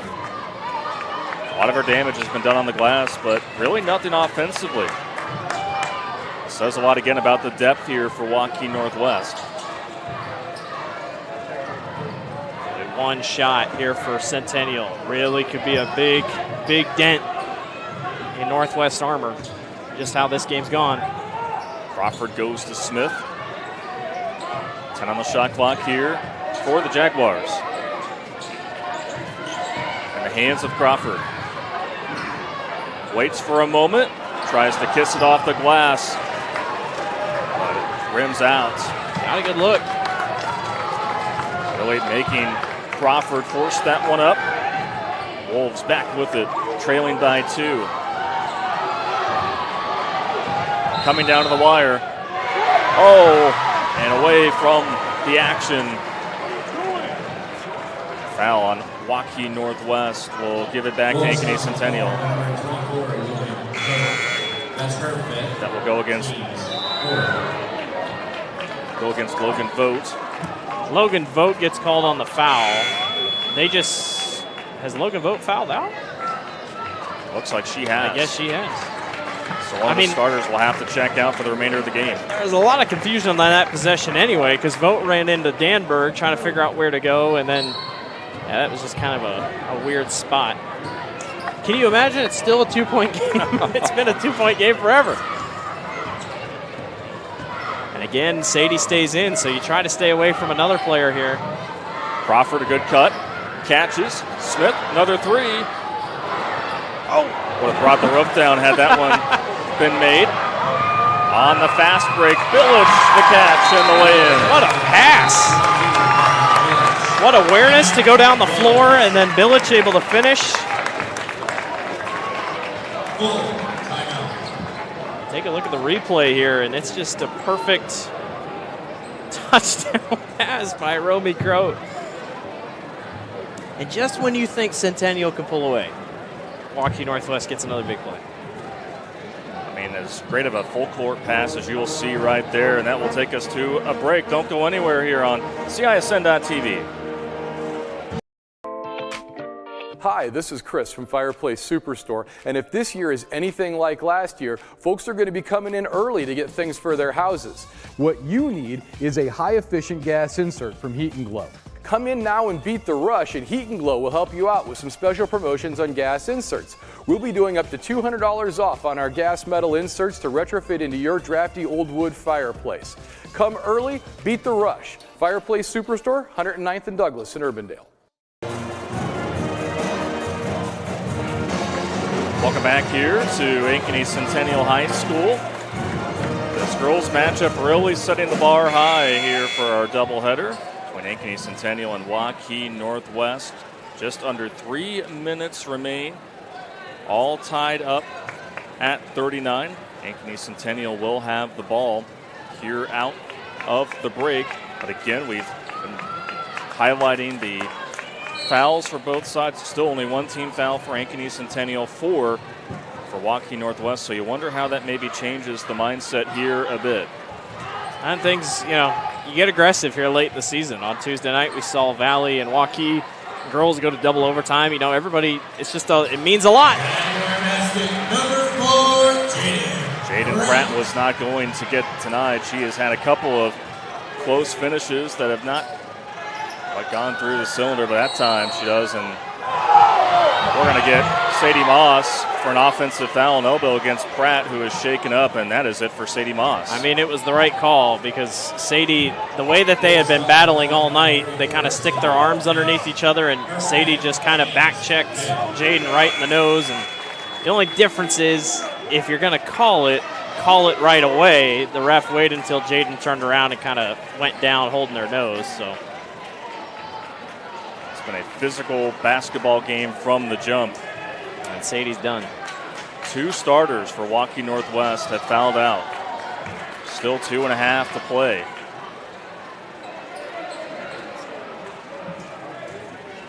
Yeah, I mean, that up in the air call, just probably would have called it a little bit sooner. He just kind of waited. Jaguars trying to build onto their 2-point lead. Been close quarters between these two here in the second half. Also bonus time for Centennial. And that will play a factor here, and it will be the bandaged Ava Martin. My goodness. That will work her way to the line.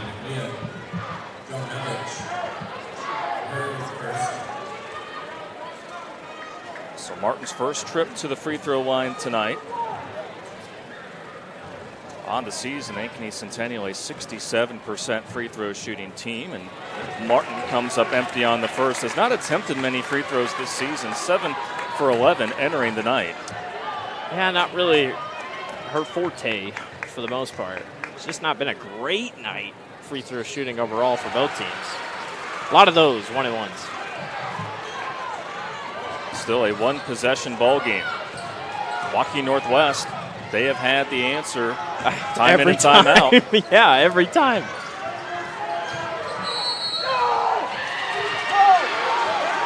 Boy, the Waukee Northwest sideline not happy. Well, this crew, I've never seen a crew pay attention to 5 seconds so much. That's our 4th of the night, 3rd of the night. But it takes away the possession for Waukee Northwest. Now they have to get back on defense. Trailing by 3 and time winding down. You don't foul. You don't want to give them free shots. Your defense has done enough as it is. Smith, corner 3. Doesn't reach the iron, but it reaches the hands of Maya Crawford. 9 seconds on the shot clock. It did not reset. Ball squirted loose, and there's the Wolves defense coming up with the stop. Powell's only got one more timeout, so can't use it now. And you don't need a 3. Village, step back 3. Crawford coming away with the denial will remain Waukee Northwest basketball. Now, granted, I don't think they've gotten many shots down low in the last couple minutes anyway, but this is just a well thought out block by Crawford, and nicely done. Beat off the dribble there for a moment, but then recovers. Al-Hamid. Vanberg down low. Everybody just went silent and was like, who in the world? And now the Northwest crowd is going crazy for a foul. That's on Pratt. And the second team foul on Ankeny Centennial. That'll allow Tatum DeVries to re-enter the matchup. I like that. You had a shooter on the floor.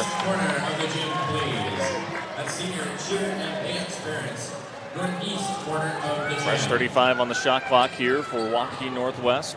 Trailing by 3. Here's Al-Hamid, open 3. No, rebound by Maya Crawford, and she is fouled. And again, in the bonus, they will walk to the other end. I don't know if she meant to do that. I mean, you didn't need to. You could have just waited out the clock, maybe and gotten a shot. But the way Centennial shot the free throws, you never know. But remember, it's double bonus, so it's no 1-and-1. We're going to get a timeout here after the free throws. So see already the clipboard in hand for Sam Powell. Well, you didn't have to spoil my secret. I thought I could maybe whisper it to you. But no doubt a big trip here to the line for Crawford, and just calm and collected. Makes the first. The majority of her points have come at the line tonight. But that's just who she is. And that's okay. Nothing wrong with that. Just kind of one of those nights. But she's had a couple big steals. 2 for 2 goes Crawford, joining Pratt in double figures. 5-point lead here for Ankeny Centennial. 50 seconds to go. I lied. What have in store here? No timeout, I guess. Letting it play out. Al Hamid for 3. Knocks it down. Got a foul. Cuts the lead to 2. Got a foul. Crawford splits by the defenders. Still controlling the dribble. Time winding down. Romy doesn't want to foul. Nobody for Waukee Northwest wants to foul. A lot of time went off the game clock. I hate to say it, in a game like this where the whistle has just not gotten Waukee Northwest favor, nobody wants to foul because they don't want to foul out. How about that shot? Al Hamid always has a knack for making those big shots and big moments, but now, once again, it comes down to free throws here for Ankeny Centennial. Jaden Pratt, along with Crawford, made many trips to the line tonight. All reliable knocks down the first here for the Jaguars. Just to try to make it a 4-point lead. And she does so. And now we're going to get a timeout here with just under 20 seconds remaining.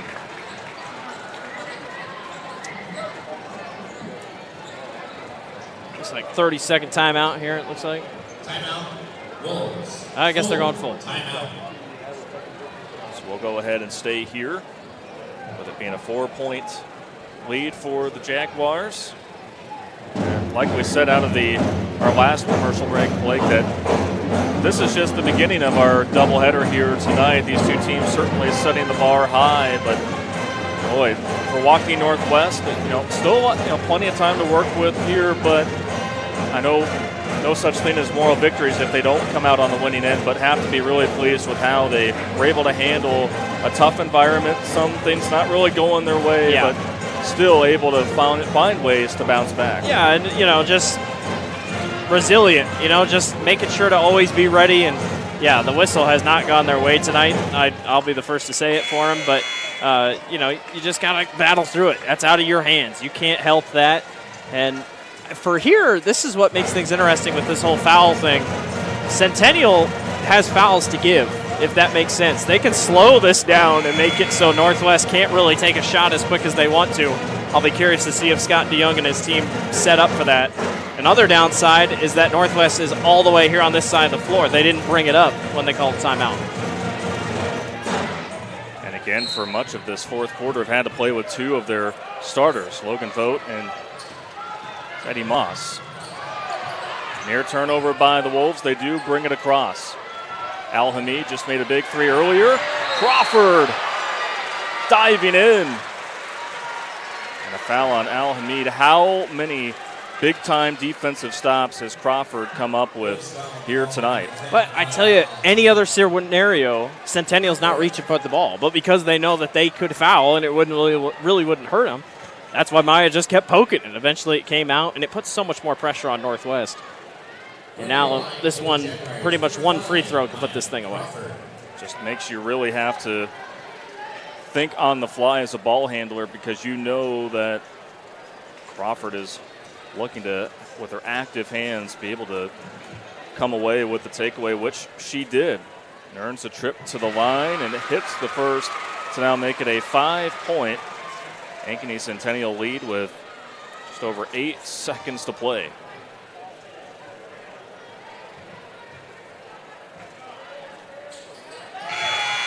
Big plays down the stretch for one of the big-time players for the Jags.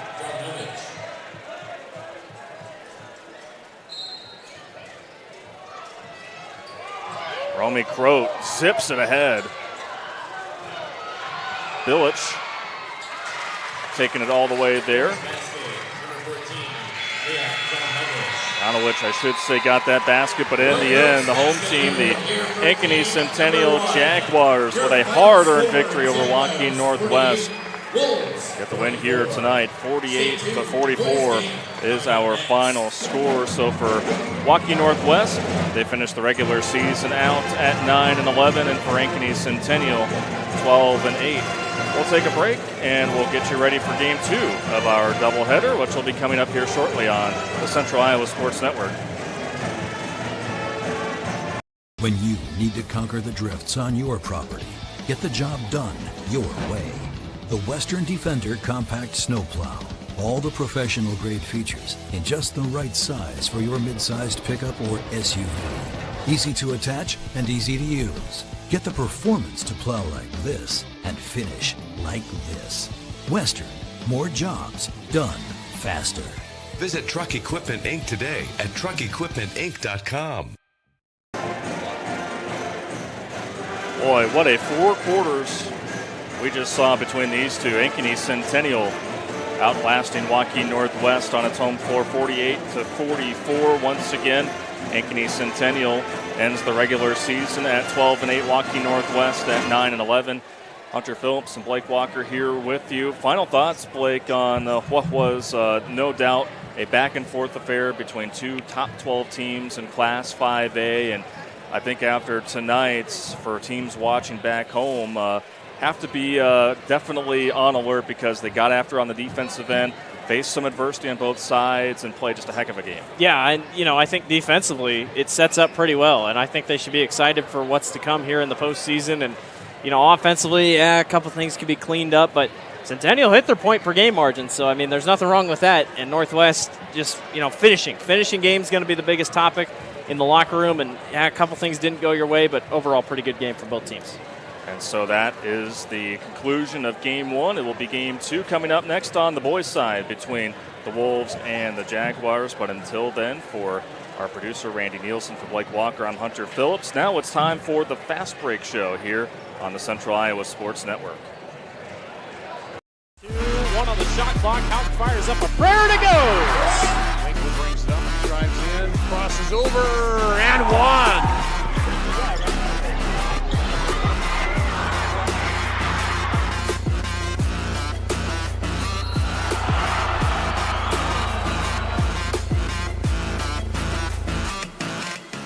Hello and welcome to the CISN Fast Break Show. I'm your host, Blake Walker. We are here for another week. We're coming down to the end here on our CISN Fast Break shows, but we appreciate you for joining us in between games tonight. We got a lot on the docket. We're going to talk rankings on the boys and girls side.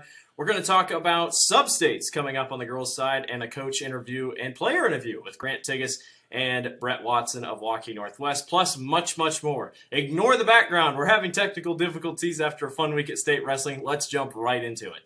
Sub-states have been released for Class 5A, Regions 1 through 8. We are going to take a look at them all here in just a few moments. We'll start out with Region number 1. Marshalltown at 6-14 will take on Des Moines North. The winner of that game will take on the winner of Johnston.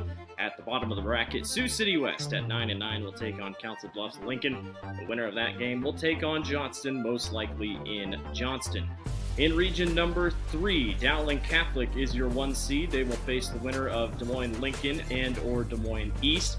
And at the bottom of the bracket, 2 teams that are already familiar with each other. Des Moines Roosevelt host Ottumwa.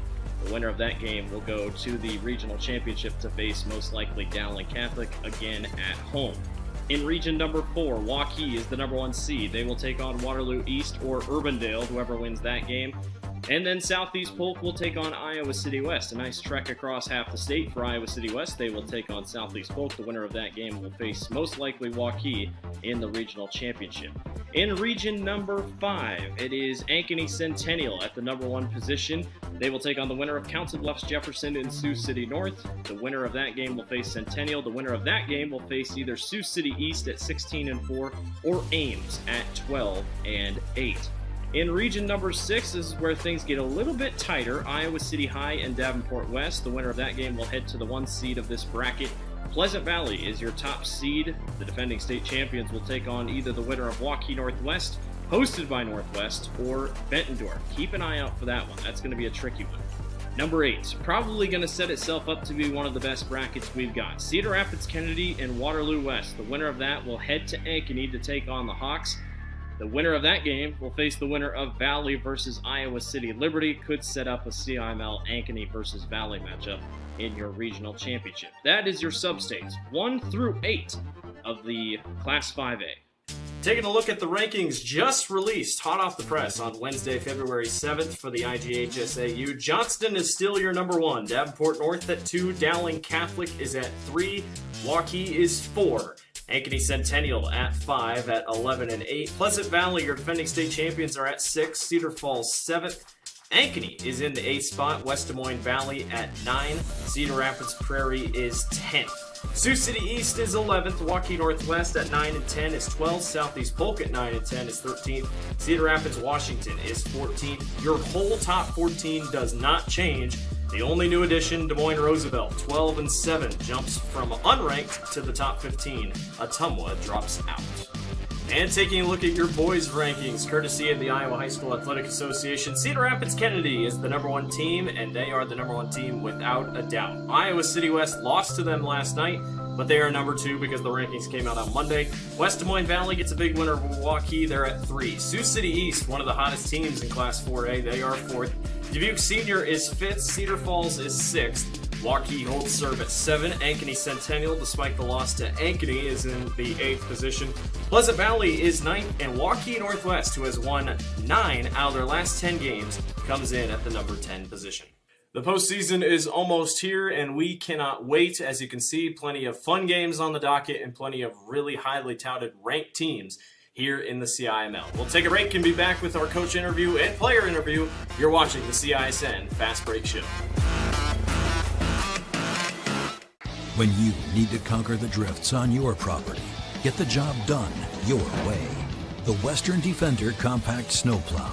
All the professional grade features in just the right size for your mid-sized pickup or SUV. Easy to attach and easy to use. Get the performance to plow like this and finish like this. Western, more jobs done faster. Visit Truck Equipment Inc. today at truckequipmentinc.com.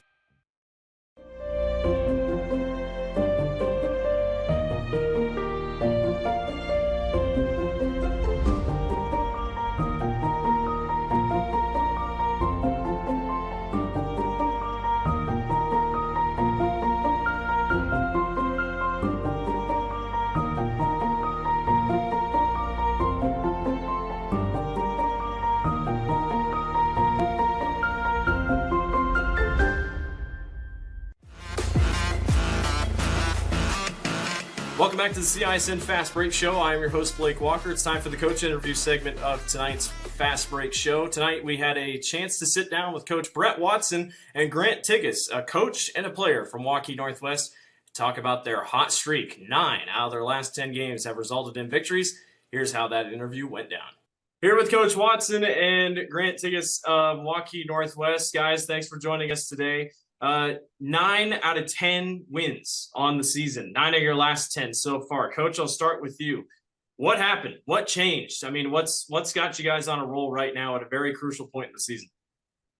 We changed our personnel a little bit, and it was true with any season. We had a lot of inexperienced guys in different roles, different positions, and so it takes a while, especially in this league, knowing that every night you play, you're going to play against a very high quality opponent.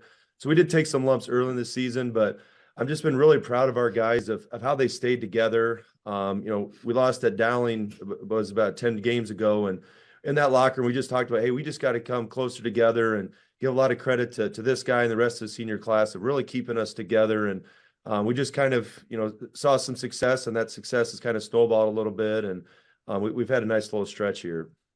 Grant, you were a part of the team last year that, comes up just short in the title game. What has that experience been like this year? Have you had a couple guys lean on you in these crucial parts? Yeah, it's definitely a different role this year, more like a leadership role, I'd say. But yeah, new team, new guys. I kind of have to step up, I'd say, but overall, same thing, same process. Coach, you're carrying tons of momentum at the right time. A lot of people say this is the time that you got to start playing well. How crucial is that? We should be hearing about our districts here or sub-states here in just a little bit. You guys are ranked now. I know that's going to be big here going later. How crucial was it that this is happening now? And, sometimes it's better that you didn't start the season as hot. Yeah, absolutely. It is huge. We talk about that all the time, is we want to play our best basketball come February, and hopefully that carries into March. And again, that's what says a lot about this group is, we took some lumps in December and the early part of January, but we knew if we could just kind of, get the thing going in the right direction and just keep buying into the process and stick together through everything, that we knew we had the talent. We just got to put it all together. And thankfully we've done that here. Grant, based off last season, have you changed anything, kind of how you approach this part of the season? Obviously, last year you guys were kind of set up pretty well. You were top 5, but are you changing anything? Have you changed your mindset, or have you changed how you go about games, especially this year as the season goes on, from what you've learned from last year? I'd say I probably have a bigger role this year and everything, but I mean, at the end of the day, we're trying to do the same thing and get to the end. But yeah, just as a team, stay together and win games. Yeah, absolutely. Coach, even from your time at Indianola, it was a high-powered offense. You like to shoot the ball and you like to take points. You've had a weird balance the last couple of games of this win streak. You beat Johnson, he only scored 37, then he scored 81 against Dowling. Talk about your perfect game. What's the perfect game for you in the offense that looks like for Waukee Northwest? We talk a lot about efficiency, and we talk a lot about points per possession. And so we have goals. We do a lot with analytics, and it's kind of amazing when we hit our analytics. It doesn't always matter how many points you score. It's based upon possessions. But within that, within our process of some specific things we're trying to do on every possession on the offensive end and the defensive end. And, we have our post-game evaluations, and, all of our goals we hit are in green. If we don't, it's in red. And it's amazing when we have a lot of green, we win. We have a lot of red, it's red. It doesn't matter if it's this group or the group at Indianola. We kind of have a process and a system. We try to analyze each game, and we've gotten better in some of those areas you don't always see in the box score. And that's kind of really helped our success also. Well, guys, we really appreciate your time, and thanks for joining us here today. Our pleasure. Thanks for all your coverage and all you do for Iowa high school basketball. Appreciate it. Good luck against Centennial. Thank you. Thank you. Thank you, guys. Once again, we want to give a huge shout out to Coach Watson and Grant Tigas for sitting down and chatting with us. We appreciate our coach interviews and sometimes the players joining a lot, and it really helps us give a good insight on how the teams are doing.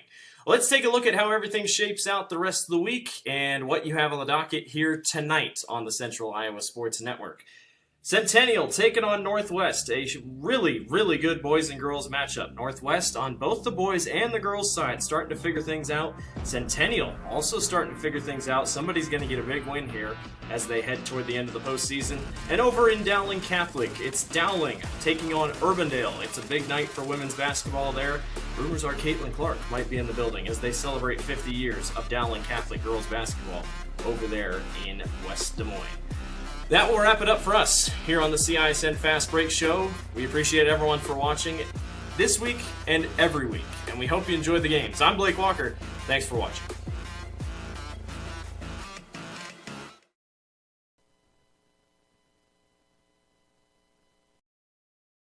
It's the DeArmond Automotive Knoxville 2024 kickoff event. Get up to $8,000 off MSRP on new Sierra 1500s. Up to $8,000 off MSRP on new Silverado 1500 LTZ. Up to $7,000 off MSRP on new Silverado 1500 Turbo Max. And new 2024 Equinoxes starting at $26,490. Save big this new year during our 2024 kickoff event at DeArmond Automotive Knoxville, Iowa. DeArmondAuto.com.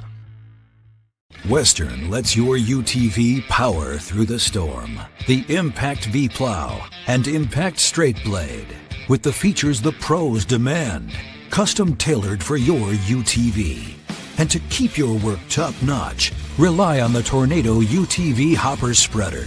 Now that's a job well done. Western, more jobs done faster. Visit Truck Equipment Inc. today at truckequipmentinc.com. Hi, this is Chris from Fireplace Superstore, and if this year is anything like last year, folks are going to be coming in early to get things for their houses. What you need is a high-efficient gas insert from Heat & Glow. Come in now and beat the rush, and Heat & Glow will help you out with some special promotions on gas inserts. We'll be doing up to $200 off on our gas metal inserts to retrofit into your drafty old wood fireplace. Come early, beat the rush. Fireplace Superstore, 109th and Douglas in Urbandale. Ever have one of those awkward moments when a business disappointed you? You got ripped off? Didn't get what you expected? The Better Business Bureau can help you avoid these uncomfortable situations. BBB accredited businesses are honest, ethical, and reviewed annually by the BBB. Don't experience another awkward moment with a bad business. Trust the ones that operate with integrity. Look for the BBB seal. It's the sign of a better business. And find a better business anytime at bbb.org. Hi, Joe the Car Guy, head coach of Westside Auto Pros. When your car is on injured reserve, you want to get it back in the game as soon as possible, so bring it here to Westside Auto. I have the team of experts that can fix every automotive injury, whether it's a fractured joint, a broken part, or if your car just got its bell rung. We'll do a complete physical to make sure your car is game ready for the entire season. So bring your car to Westside Auto Pros and we'll get you back in the starting lineup in no time. Hey, you guys are dogging out there, move it, move it, move it!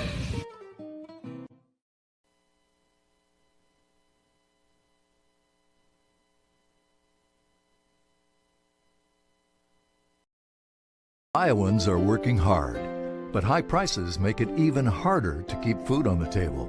Record numbers need help. Your neighbors, your friends, your community. Stopping hunger starts here.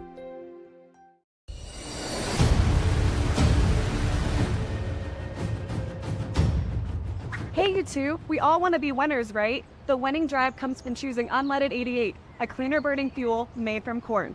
That way, we all win. Now give me some weight.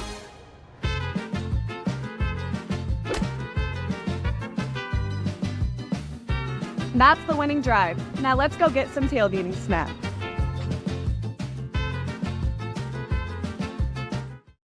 Hi, Joe the Car Guy, head coach of Westside Auto Pros. When your car is on injured reserve, you want to get it back in the game as soon as possible, so bring it here to Westside Auto. I have the team of experts that can fix every automotive injury, whether it's a fractured joint, a broken part, or if your car just got its bell rung. We'll do a complete physical to make sure your car is game ready for the entire season. So bring your car to Westside Auto Pros and we'll get you back in the starting lineup in no time. Hey, you guys are dogging out there, move it, move it, move it!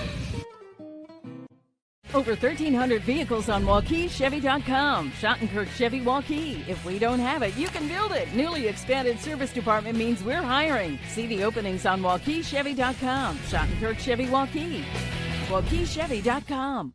When you need to conquer the drifts on your property, get the job done your way. The Western Defender Compact Snowplow. All the professional grade features in just the right size for your mid-sized pickup or SUV. Easy to attach and easy to use. Get the performance to plow like this and finish like this. Western, more jobs done faster. Visit Truck Equipment Inc. today at truckequipmentinc.com.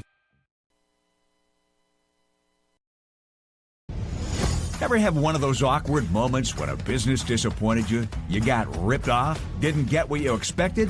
The Better Business Bureau can help you avoid these uncomfortable situations. BBB accredited businesses are honest, ethical, and reviewed annually by the BBB. Don't experience another awkward moment with a bad business. Trust the ones that operate with integrity. Look for the BBB seal. It's the sign of a better business. And find a better business anytime at bbb.org.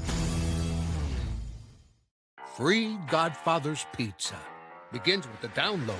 Order through my new online ordering app and start earning free pizza and sides. It's easy. Download the Godfather's Pizza online ordering app today. Do it. Over 1,300 vehicles on WaukeeChevy.com. Schottenkirk Chevy Waukee. If we don't have it, you can build it. Newly expanded service department means we're hiring. See the openings on WaukeeChevy.com. Schottenkirk Chevy Waukee. WaukeeChevy.com. Welcome back to the north side of Ankeny. Here at Ankeny Centennial High School. It's part 2 of our doubleheader this Friday evening here on the Central Iowa Sports Network. The 8th ranked 13-5 Ankeny Centennial Jaguars host the red hot number 10th ranked 13-7 Waukee Northwest Wolves. Blake Walker with you here this evening. Hunter Phillips alongside of me. Hunter, 9 out of the last 10. Waukee Northwest a couple weeks ago was dead in the dirt, and everyone said, well, just not their year. And then all of a sudden, something switched, and they have a chance for a huge victory tonight over an Ankeny Centennial team that many have said, they can make a run. They might not make a run. Boy, it's just been interesting, Blake, to see the trajectories of both of these teams since they met way back on January 2nd. I mean, Ankeny Centennial, they're a backcourt-driven team, but they've been really inconsistent, especially when you look at that loss to Ankeny. I know that that's one that's really been biting at them, but for Waukee Northwest, they weren't really healthy at the beginning of the year, and missing a guy like Grant Tiggs, 2 of their top 3 scorers did not play in the last meeting against Ankeny Centennial at home. And so now that they're fully healthy, gaining that chemistry back, I mean, what we've seen out of them here down the stretch, I mean, really no lie. But Ankeny Centennial on its home floor, 8-1. So I tell you what, it's got the makings of being a barn burner like we saw in the girls' match earlier here tonight. Yeah, it sets up pretty well. Luke Winkle is the star. Everybody likes to watch him for Ankeny Centennial. But when he's off, Centennial's off as well, and I'm sure that's a common denominator if you look at the losses. Winkle's averaging 22 points per contest. But other than that, he's going to need a little bit of help.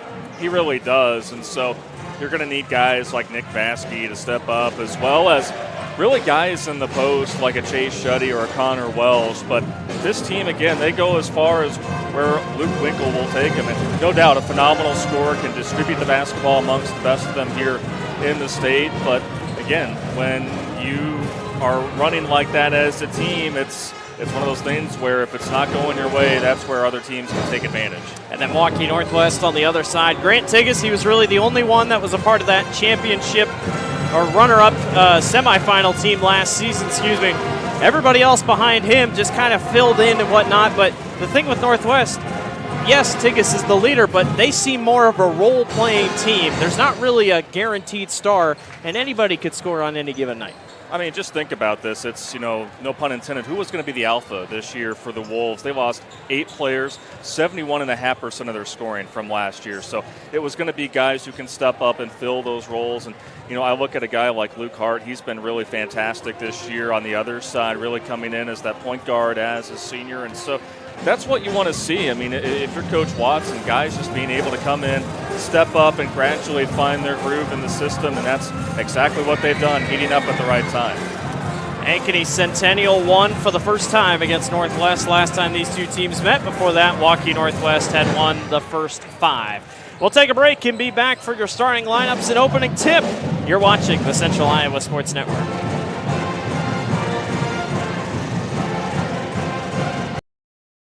It's the DeArmond Ford 2024 kickoff event. Start the new year off right and a new F-150 XLT with up to $11,000 off MSRP. Plus 3.9% for 66 months. New Explorers with $1,750 rebate plus 1.9% for 66 months. New Edges with 0.9% APR for 66 months plus $1,000 rebate. And new Escapes with 1.9% for 66 months. Save big during our 2024 kickoff event at DeArmond Ford, Indianola. Hi, this is Chris from Fireplace Superstore, and if this year is anything like last year, folks are going to be coming in early to get things for their houses. What you need is a high-efficient gas insert from Heat & Glow. Come in now and beat the rush, and Heat & Glow will help you out with some special promotions on gas inserts. We'll be doing up to $200 off on our gas metal inserts to retrofit into your drafty old wood fireplace. Come early, beat the rush. Fireplace Superstore, 109th and Douglas in Urbandale.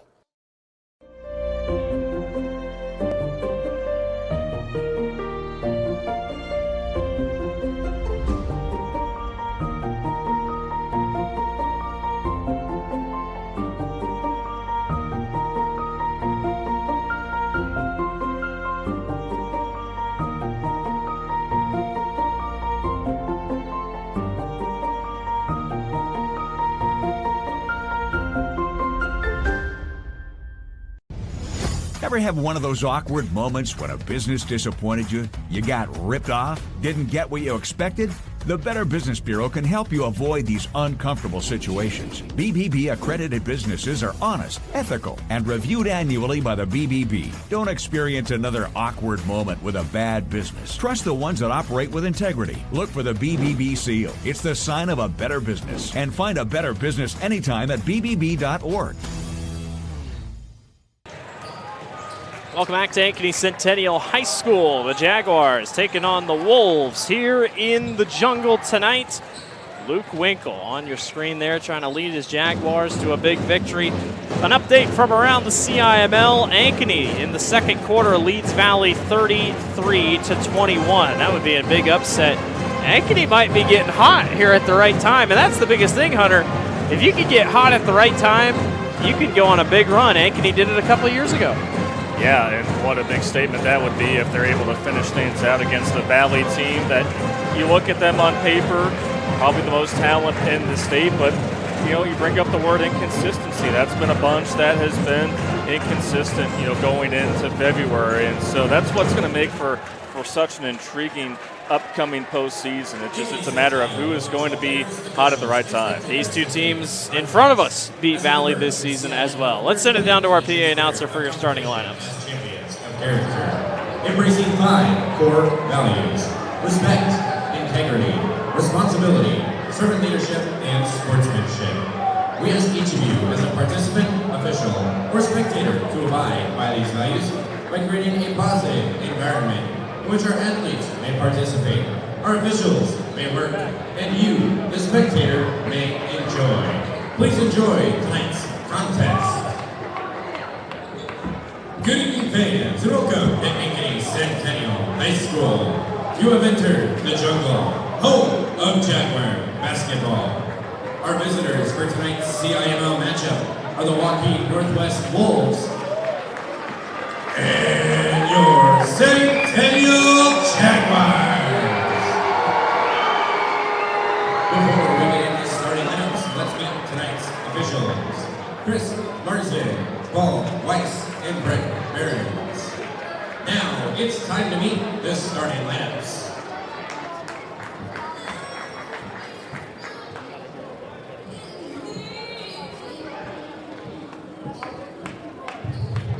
At guard for the Wolves, a 6'3" junior, number 4, Maverick Inman. At guard for the Jaguars, a 6'2" senior, number 2, Connor Welsh. At guard for the Wolves, a 6'2" senior, number 5, Luke Hart. At forward for the Jaguars, a 6'5" senior, number 10, Chase Shuddy. At guard for the Wolves, a 5'11" senior, number 11, Andrew Coates. At forward for the Jaguars, a 6'3" senior, number 12, Joey Waukee. For the Wolves, a 6'4" senior, number 25, Grant Higgins. At forward for the Jaguars, a 6'3" senior, number 13, Nick Besky. And at forward for the Wolves, a 6'7" sophomore, number 30, Landon Davis. At guard for the Jaguars, a 6'1" senior, number 14, Drew Winkle.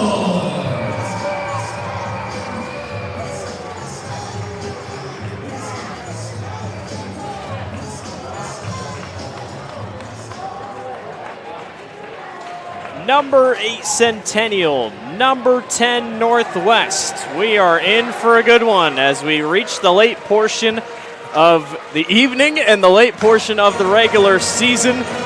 Hunter, this is what we expect late in the season, and it's all about momentum as we head to the end.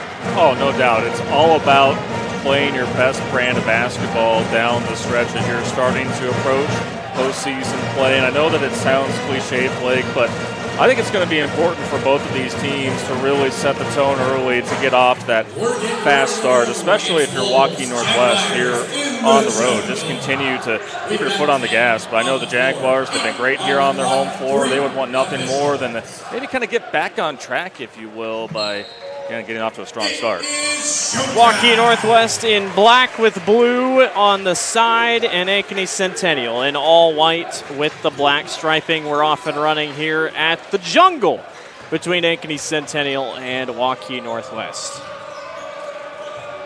Grant Tigges over to the top of the key. Here's Maverick Inman, a football star in the making. As Northwest swings it around here, 10 on the shot clock. Great defense by Centennial on the opening possession. Tigas through traffic, off glass, too strong. A rebound taken away by Chase Shuddy. And Luke Winkle brings it back across the timeline.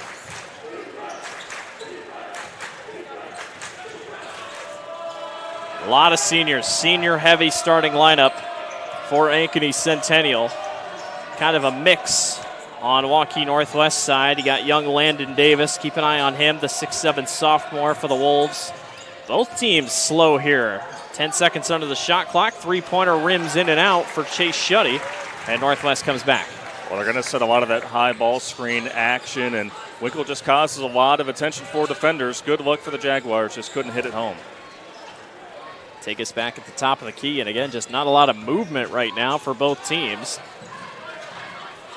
Andrew Coase tries to go baseline, nothing there. He'll go back out to Tigas, and Tigas slips on the floor, and it will be a travel. You know, it's a little hot in here, a little warm. I'm wondering, we had a lot of that same issue in the girls' game.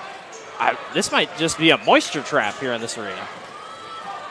Saw it really take shape in the third and fourth quarters late in that girls' game and what we're seeing here to start. So that might be in the back of these guys' minds here as they maneuver around the floor, but takeaway there for Ankeny Centennial. Minute and a half gone by, no score. That's why Northwest still hasn't sat down. They're waiting for a point here. Winkle almost loses it on the pass and corrals it back together. 22 points per contest for Luke Winkle. And the senior gets it poked away, and it's stolen away by Grant Tigas.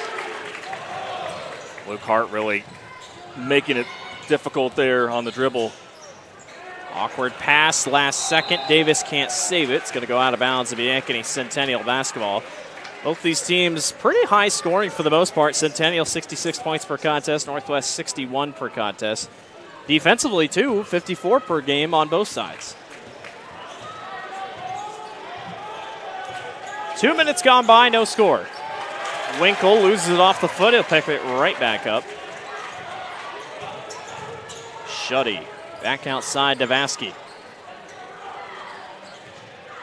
Just real nothing going here. Vasky for three at the top of the key to try to break the drought. That won't go. Rebound taken away by Northwest. Good box out there by Hart, and now the Wolves trying to get the first points on the board here. Davis, the sophomore, loses it, poked away by Chase Shuddy. He's a heck of a tight end for Ankeny Centennial this fall, making waves here on the basketball court. Averaging 9 points per contest. Almost 90% from the free throw line as well. Backdoor cut won't go, out of bounds. And it's going back to Waukee Northwest. We are currently almost 3 minutes in, and nobody has scored. Well, we have the Waukee Northwest fan base in front of us, and they're still anxiously on their feet waiting for the first bucket, as are across the court the Ankeny Centennial fans. But good defense by both teams, just trying to crack the code here to get on the board. Coase over in the corner, got a man in the air. He'll go baseline, runs into a wall. Three-pointer by Maverick Inman won't fall, and Landon Davis is on the glass. Grant Tigas will try his luck, and he knocks down the first basket of the evening.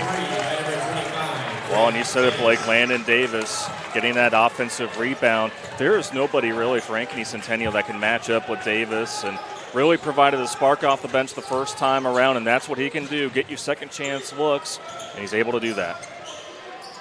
Talked about the win Centennial had early in the season over Valley. It was probably one of the more uglier games they played. They only scored 50-some points, held Valley to 40-some, but that's just kind of the type of basketball Centennial play. And like you said in the beginning, it's just kind of an inconsistency. That Ankeny loss had a lot of people kind of shaking their heads a little bit, but just kind of one of those things. A three-pointer at the wing. That one splashes home for Maverick Inman. Back-to-back jumpers here for Waukee Northwest. Got him up 6-0. Boy, Maverick Inman, not only a phenomenal football player, but he has been a key piece for this Wolves team offensively. And took him a little bit to wake up, but boy, the Wolves setting the tone here early on. Yeah, Winkle trying to go baseline, couldn't quite get there. And the Wolves, when you've won 9 out of your last 10, a fast start's really the worst thing that can happen if you're the opposing team. because that just means it just keeps carrying right over. That only loss came to Waukee, and that was just a baffling game. They couldn't hit anything. Lost 56-35 to their in-town rival. 3:19 to go. Centennial still looking for their first point of the night. Shuddy, bad pass down low to Grant Tigas. Up the floor to Coase and back to Grant. He'll try to go down low to Davis on the low block. He's doubled. Swing back outside. Good ball movement. Maverick Inman misses the three, but there's 3 seconds in the lane. And if there's anything we learned from the girls' game, don't get caught 3 seconds. And that's on Landon Davis. And boy, I really like the ball movement there from Waukee Northwest, but Ankeny Centennial coming out to start in a 2-3 zone. But we've seen a real tight man-to-man on the other side for Waukee Northwest, and the Jaguars still searching for their first points here as we have played well deep into this first quarter. That ball is knocked away, and a late foul is called on Waukee Northwest. So it looks like that is carried over from the girls' game as well. And Centennial will get a throw-in underneath. Well, it really looked like Coase made a clean play there, but kind of a late whistle. That's why I had the reaction that you did from the fans. It's the first foul of the entire ball game. And it's on Andrew Coase, so Centennial will throw in underneath. Let's see what kind of play they got lined up. And it's nothing great, and there's a 5-second call. Boy, it is it's a tough start. Tough sledding here for Centennial early. Still 5.5 minutes, Blake, without any points, and that has to be just so demoralizing. I know it's only a 6-point ball game, but boy, confidence really is key for a Centennial team that we talked about, the inconsistency, and that's really going to help if you're able to cause a turnover. But now more than ever, you just need to be able to dial up something offensively if you're head coach Bob Fontana. And, you know, for Centennial, coming off a win against Southeast Polk, 64-53. Not a bad win. Southeast Polk kind of near the bottom of the CIML, but just trying to recover from that Ankeny loss. Winkle to Chase Shuddy at the top of the key, and that one goes. And finally, the Jags are on the board with just 2 minutes and 5 seconds left on the clock. That's what Winkle can do right there, just when you think he's going to attack there in the paint. Able to find Shuddy, who knocks down a much-needed triple for the Jags. Davis full court pass over to Maverick Inman. Inman off front iron. Rebound goes long, and what a save. Nicely done by Luke Hart to keep that thing in bounds. They're not really sure why Vasky went to chase it in the corner anyway, because off the rim by Waukee Northwest, he should have just let it go out, but obviously the Wolves were hoping to save it going out. Just great effort to be able to get a fresh shot clock. Colin Rice, the tall, lengthy 6'7" sophomore, is on the floor. Don't look now, but Northwest has 2 sophomores that are 6'7".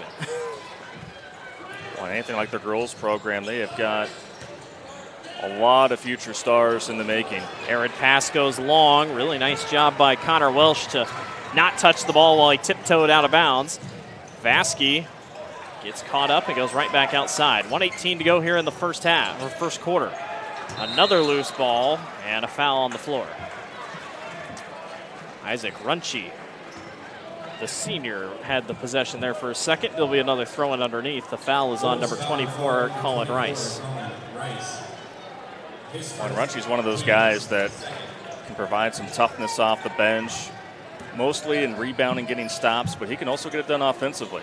Winkle step back 3, splashes it home.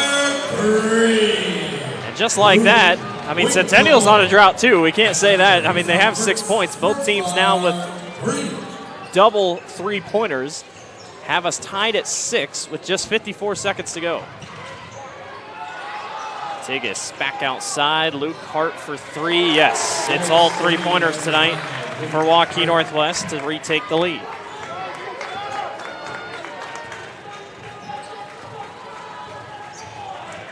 .35 seconds to go here in the first quarter.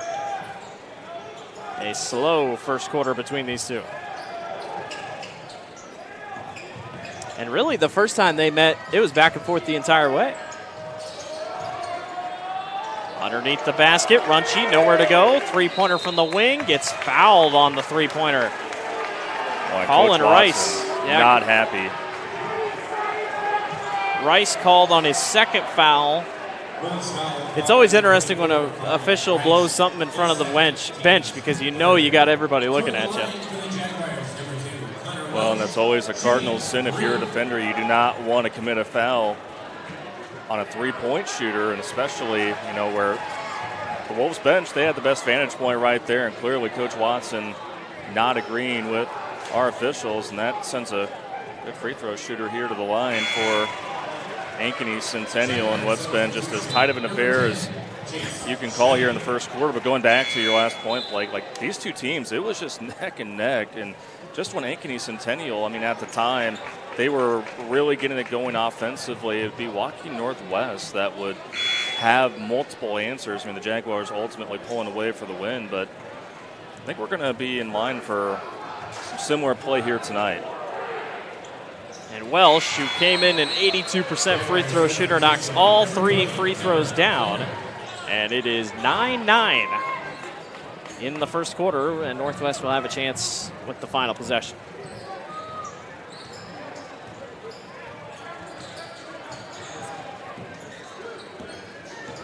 Top of the key, Mac Heitland. 4 seconds on the clock. Another slip on the floor, floating shot, won't go, and that will do it for the end of the first quarter.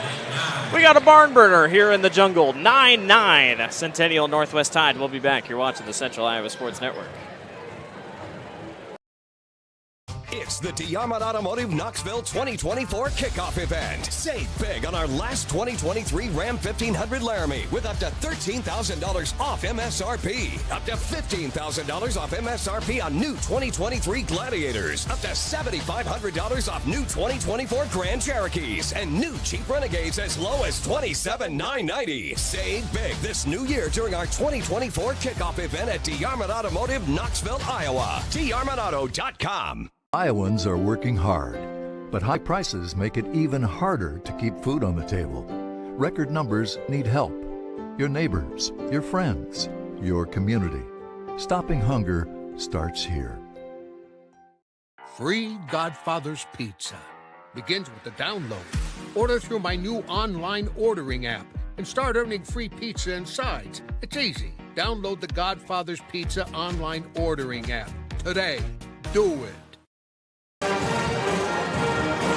Welcome back to the Central Iowa Sports Network. Second quarter ready to get going. Blake Walker, Hunter Phillips with you here this evening. 9-9 is your score. We're shooting in threes. All three-pointers for Northwest, 2 3-pointers, and then fouled on a three-point shot for Centennial. You see any light at the end of the tunnel here? Well, it took just a little bit for these two teams to be able to find the scoreboard. It was, of course, Waukee Northwest. It took about 3 minutes, and then Ankeny Centennial on its home floor over 5 minutes without scoring a basket. But maybe after that first 8 minutes, that can kind of ignite both offenses here as Ankeny Centennial tries to go for that offensive rebound. Good effort there from Isaac Runchi. That's part of the many roles that he provides for this team. And so, we did see a couple times, not to harp on the same subject, but we did see the teams as they came out of their huddles wiping their shoes. There is some condensation here on the floor that is in the back of these guys' minds. We've seen a few slips, and now we're going to get a tie-up that will stay with Waukee Northwest. So wonder if that, again, will kind of play a bit of a small factor in this one.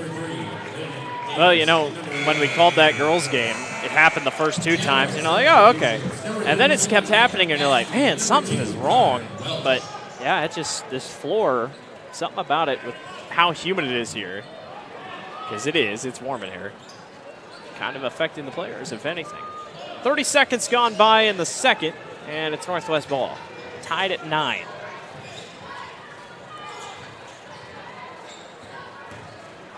Davis back into the ball game with 2 fouls. Tigas thought about a shot off a screen. He goes right back down low to Coase. 15 on the shot clock. Three-pointer from the wing. A little too strong there for Mac Heitland. And Centennial comes back the other way.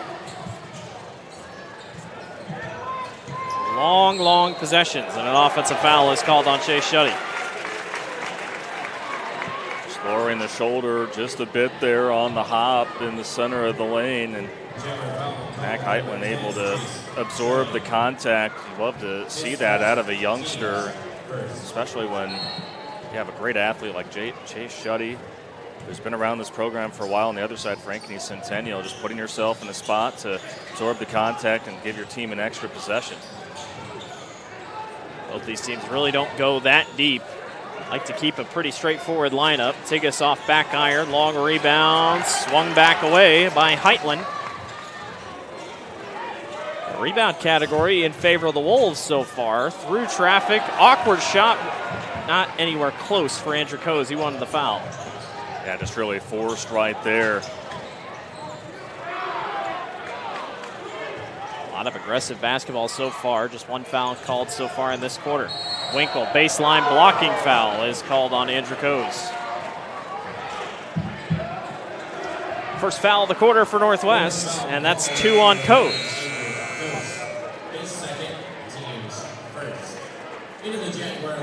See Joey Waukee come back in for Ankeny Centennial. And so yeah, Coach Watson bringing in a late sub in for Coase. Maverick Inman back in, and so early development here for the Wolves. One of their starters will more than likely have to sit out for the rest of the first half. Maskey on the long inbound. A fresh shot clock to set things up, and based on how this game's gone, you almost need all 35 seconds. Blocked from behind by Landon Davis. Back down low to Landon. And he's stolen right back away by Winkle. Sloppy basketball so far. Winkle up and under with the left hand. That's why he's one of the best guards in the state, Blake. Not only able to get the steal, but then against 2 defenders, the Euro step and finish. Couple long court passes here, just trying to find any sort of opening, and a foul down low. Up against Mac Heitland. The whistle's going to be blown on. Number 13, Nick Vasky. Take a look at the replay. A little scoop shot by Luke Winkle. Oh, he's talented. Yeah, he could just score in such a variety of ways. Not only with his right, but also his left hand. And that's why, especially in transition, he is so tough. Be able to figure out where he's going to attack you offensively. Mac Heitland, the freshman, knocks them both down from the charity stripe. We're tied back at 11 with just under 5.5 to go here in the first half. And you thought the girls' game was defensive. This game has been all defense and a little sloppy here and there, but we're working it out. Winkle, quick move, didn't want to shoot it. He goes right back outside. Long three-pointer, splashes home. It's a long 2 for Will Smith. Oh, my goodness. You should have seen Luke Winkle when he jumped up below the basket. His eyes went one way, the ball went the other, and Smith splashes home the long 2. Hard contact, Inman. Davis on the rebound, not going to go, and Chase Shuddy skies for the rebound. Boy, and Coach Watson saying, hey, you're not letting that contact go here on this end of the floor. And there's some contact down low for sure for Davis, but ref telling Watson to sit down. Shuddy for a long 3, in and out. Rebound is skied for by Luke Hart. Village now into the ball game for the first time tonight. Sandro got kind of in and out of the lineup here as the season's gone on. That one died off the back of the rim for Luke Hart, didn't drop in. Oh, and he had a big night against Ankeny Centennial earlier in the year. Winkle's feeling it, though. Little too much space given up, and a timeout is on the floor as Ankeny Centennial leads by 5, 16-11. It seems like when something gets in your groove, Centennial's going to take it. Northwest looks a little flustered. Yeah, they really do, and I just think that it really all starts on the defensive end for Ankeny Centennial, and that they are making every shot attempt very difficult for Waukee Northwest, and so it's tough to be able to get into that flow. But then when you have to try to defend this guy on the other end, I mean, that's where you really have to regroup as a team. Good timeout by Coach Brett Watson, but both teams early on, it was a defensive battle, but now we're starting to see some well put together possessions for Ankeny Centennial, but it really all starts with how they're able to come away with stops defensively. Coach Brett Watson, former coach at Indianola High School.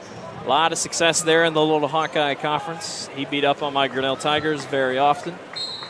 Assistant coach at Minot State. He's got quite the background, and someone who now is in year number 3 there, and it's really had to undergo a lot of change this season.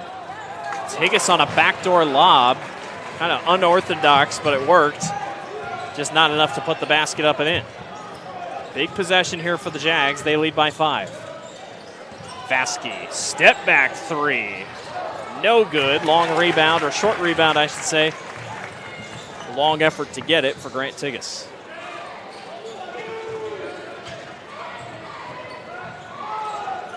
Just 11 points for the Wolves so far. They scored the first 6. Centennial has responded ever since. Village, long 3. Yes! Has the 4th three-pointer tonight for Waukee Northwest. Well, and he made exactly 4 against Ankeny Centennial just to ring in the new year, and that's what he does. He can make those shots off the bench, and that's how Waukee Northwest continuously was able to answer some of the early scoring runs for Ankeny Centennial. Vasky goes back to the corner to Joey Oki. Now back to Vasky, 10 on the shot clock. Boy, nothing's coming easy down low right now for either team. Joey Oki from way downtown can't knock it.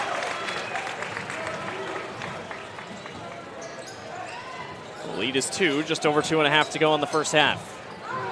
Luke Hart, long 3, or Maverick Inman, rims out. And because of the toughness down low, that's where we're seeing a lot of three-point attempts between these two squads. That's where I think offensive rebounding is ultimately going to be the key. Luke Winkle tried to size up the sophomore Landon Davis, and Landon wasn't having any of it. Locks it right back into his face. Luke Hart, long 3, rims out. That's the style of ball Northwest wants to play, though. Take and make the 3. Centennial much more half-court oriented. On in that trail position, Hart normally makes those, but just a little off.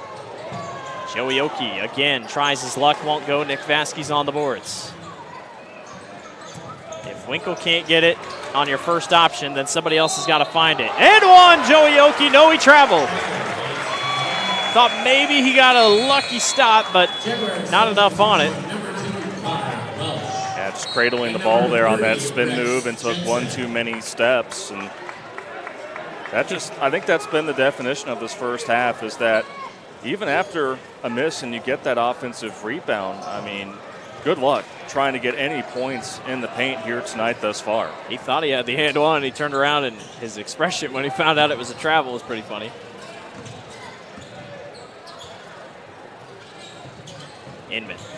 Nice move underneath. Got blocked away. A lot of contact, no foul. Connor Welsh swings it back outside. This is Chase Shuddy. Baseline drive. Blocked again. Winkle cleans it up down low. Just good stick-to-itiveness there from Luke Winkle. Bit of a trouble spot there along the baseline, and he came to the rescue to get the teardrop to fall. He's got 10 out of Centennial's 18 points. Village, another 3, splashes it home. Well, he didn't come in till a little bit later, but he's making a big effort here. He now leads the team with 6.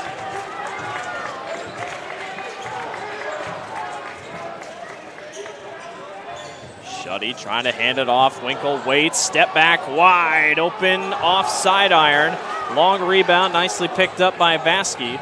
And shot game clock literally don't make sense. Shot clock should be dead. The game clock is about a tad in front of even the shot clock. So no matter what, this is the full 20 or 35.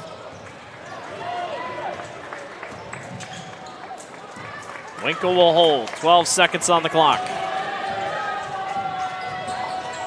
Winkle, baseline drive. Up and under move and somehow gets it to go. Back the other way. Inman can't get it off in time, and that will finish a interesting first half, to say the least. 2017, Centennial on top. We'll be back. You're watching the Central Iowa Sports Network. It's the DeArmond Ford 2024 kickoff event. Start the new year off right and a new F-150 XLT with up to $11,000 off MSRP. Plus 3.9% for 66 months. New Explorers with $1,750 rebate plus 1.9% for 66 months. New Edges with 0.9% APR for 66 months plus $1,000 rebate. And new Escapes with 1.9% for 66 months. Save big during our 2024 kickoff event at DeArmond Ford, Indianola.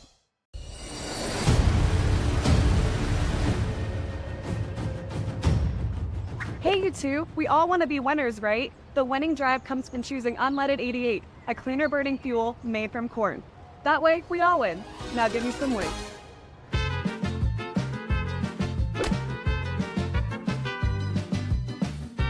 That's the winning drive. Now let's go get some tailgating snacks. Western lets your UTV power through the storm. The Impact V Plow and Impact Straight Blade, with the features the pros demand, custom tailored for your UTV.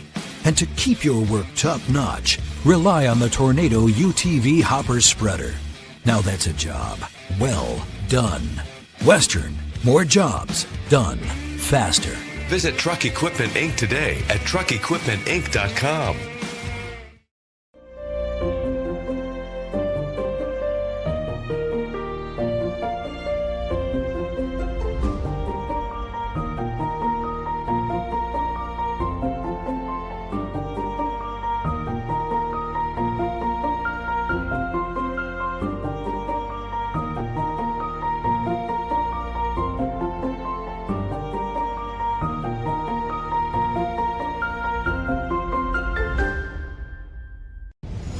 Ever have one of those awkward moments when a business disappointed you? You got ripped off? Didn't get what you expected? The Better Business Bureau can help you avoid these uncomfortable situations. BBB accredited businesses are honest, ethical, and reviewed annually by the BBB. Don't experience another awkward moment with a bad business. Trust the ones that operate with integrity. Look for the BBB seal. It's the sign of a better business. And find a better business anytime at bbb.org.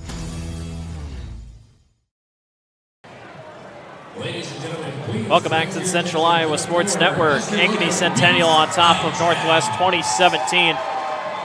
Blake Walker, Hunter Phillips with you. I mean, this just kind of been a little weird, you know. It's been a low-scoring game, not a lot of offense, but comers and goers, if you will. And I don't know. It's just it's weird for a team that's won 9 out of their last 10, and then Centennial on the other side, who doesn't really lose at home, sets up for a pretty interesting match.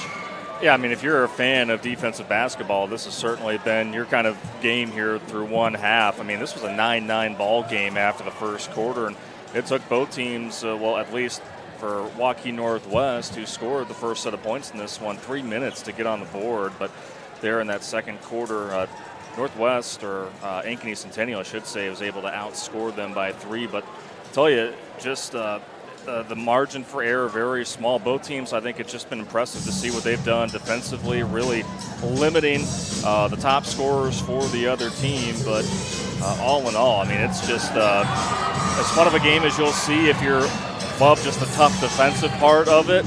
And it's just, I think it's going to come down to the hustle plays, really, and who can be able to get something going in the paint. Both teams hoisted up a bunch of threes and really couldn't get them to go. So I think, to me, it's really going to come down to, in the second half, who can come away with those critical offensive rebounds and be able to absorb the contact, because it's been an awfully physical basketball game. It has. Officials have kind of Been a little involved, a little bit here and there, but we'll see how everything shakes out. Didn't see as much slipping there in the second half, so that's a plus, but or second quarter, we'll see what happens.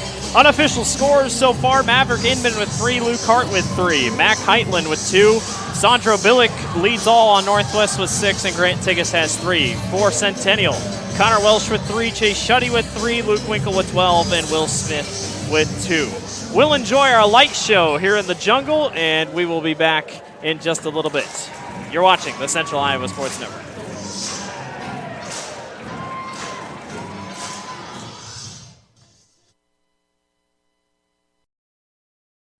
Hi, Joe the Car Guy, head coach of Westside Auto Pros. When your car is on injured reserve, you want to get it back in the game as soon as possible, so bring it here to Westside Auto.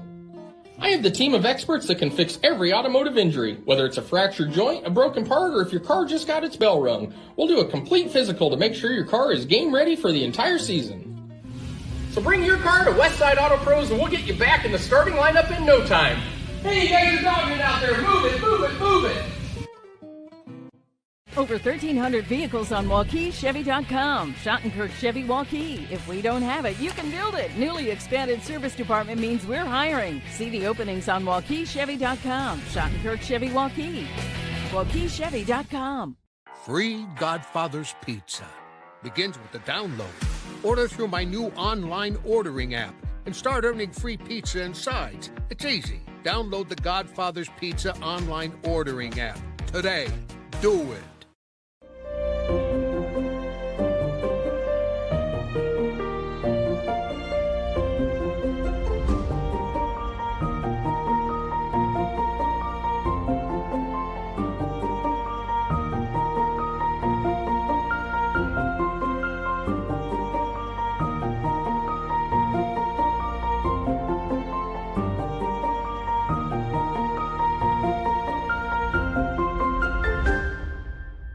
Iowans are working hard, but high prices make it even harder to keep food on the table.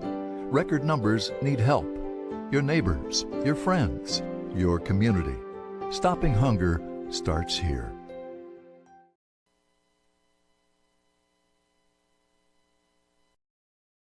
It's the Diamond Automotive Knoxville 2024 kickoff event. Get up to $8,000 off MSRP on new Sierra 1500s. Up to $8,000 off MSRP on new Silverado 1500 LTZ. Up to $7,000 off MSRP on new Silverado 1500 Turbo Max. And new 2024 Equinoxes starting at $26,490. Save big this new year during our 2024 kickoff event at Diamond Automotive Knoxville, Iowa. DiamondAuto.com. When you need to conquer the drifts on your property, get the job done your way. The Western Defender Compact Snowplow. All the professional grade features in just the right size for your mid-sized pickup or SUV. Easy to attach and easy to use. Get the performance to plow like this and finish like this. Western, more jobs done faster. Visit Truck Equipment Inc. today at truckequipmentinc.com. Hi, this is Chris from Fireplace Superstore, and if this year is anything like last year, folks are going to be coming in early to get things for their houses. What you need is a high-efficient gas insert from Heat & Glow. Come in now and beat the rush, and Heat & Glow will help you out with some special promotions on gas inserts. We'll be doing up to $200 off on our gas metal inserts to retrofit into your drafty old wood fireplace. Come early, beat the rush. Fireplace Superstore, 109th and Douglas in Urbandale.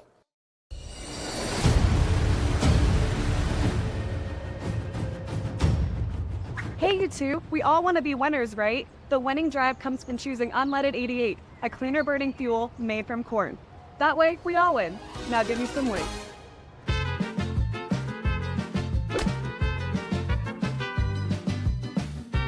That's the winning drive. Now let's go get some tailgating snacks.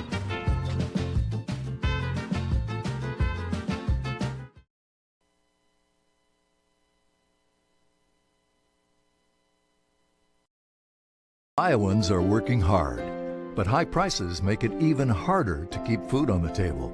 Record numbers need help. Your neighbors, your friends, your community. Stopping hunger starts here.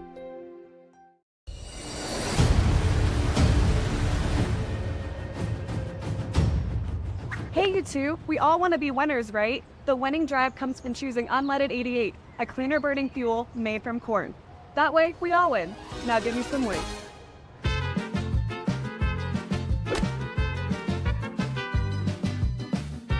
That's the winning drive. Now let's go get some tailgating snacks.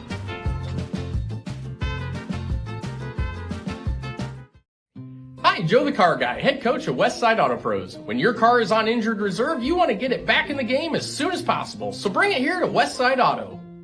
I have the team of experts that can fix every automotive injury, whether it's a fractured joint, a broken part, or if your car just got its bell rung. We'll do a complete physical to make sure your car is game ready for the entire season.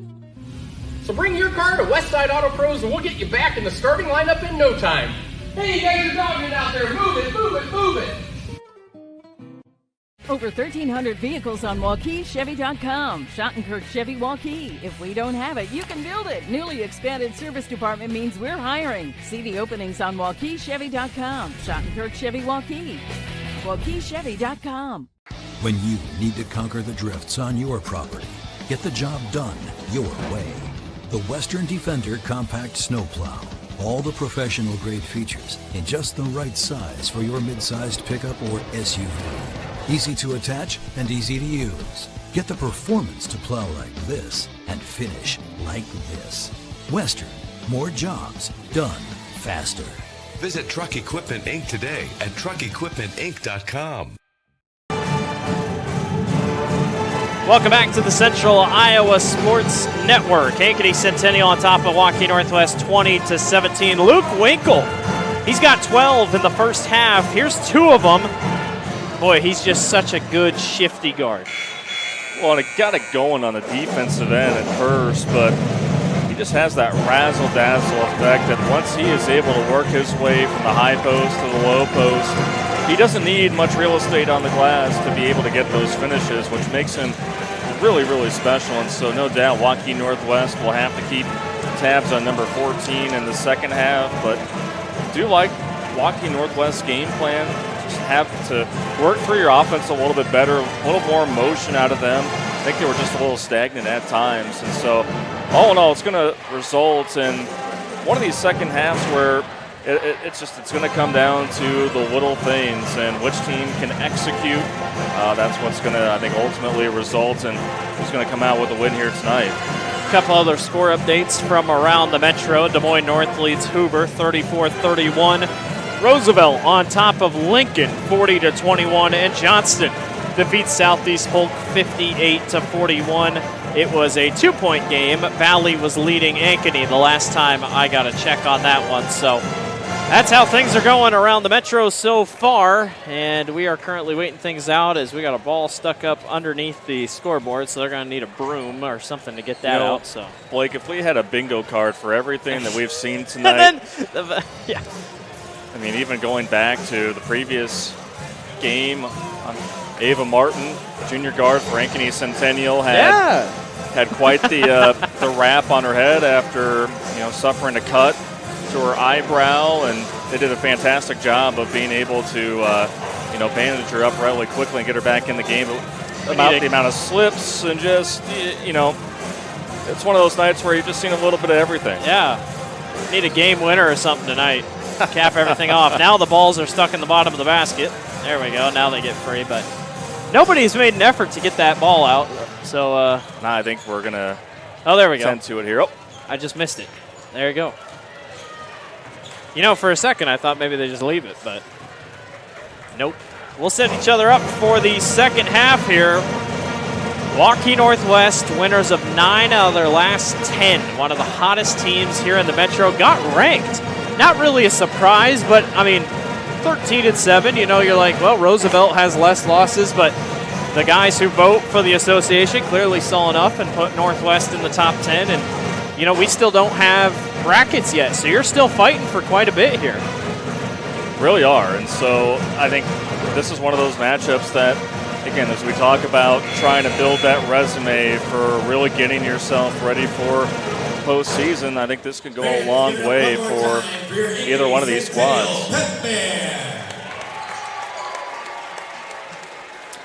All righty, 8 minutes on the clock.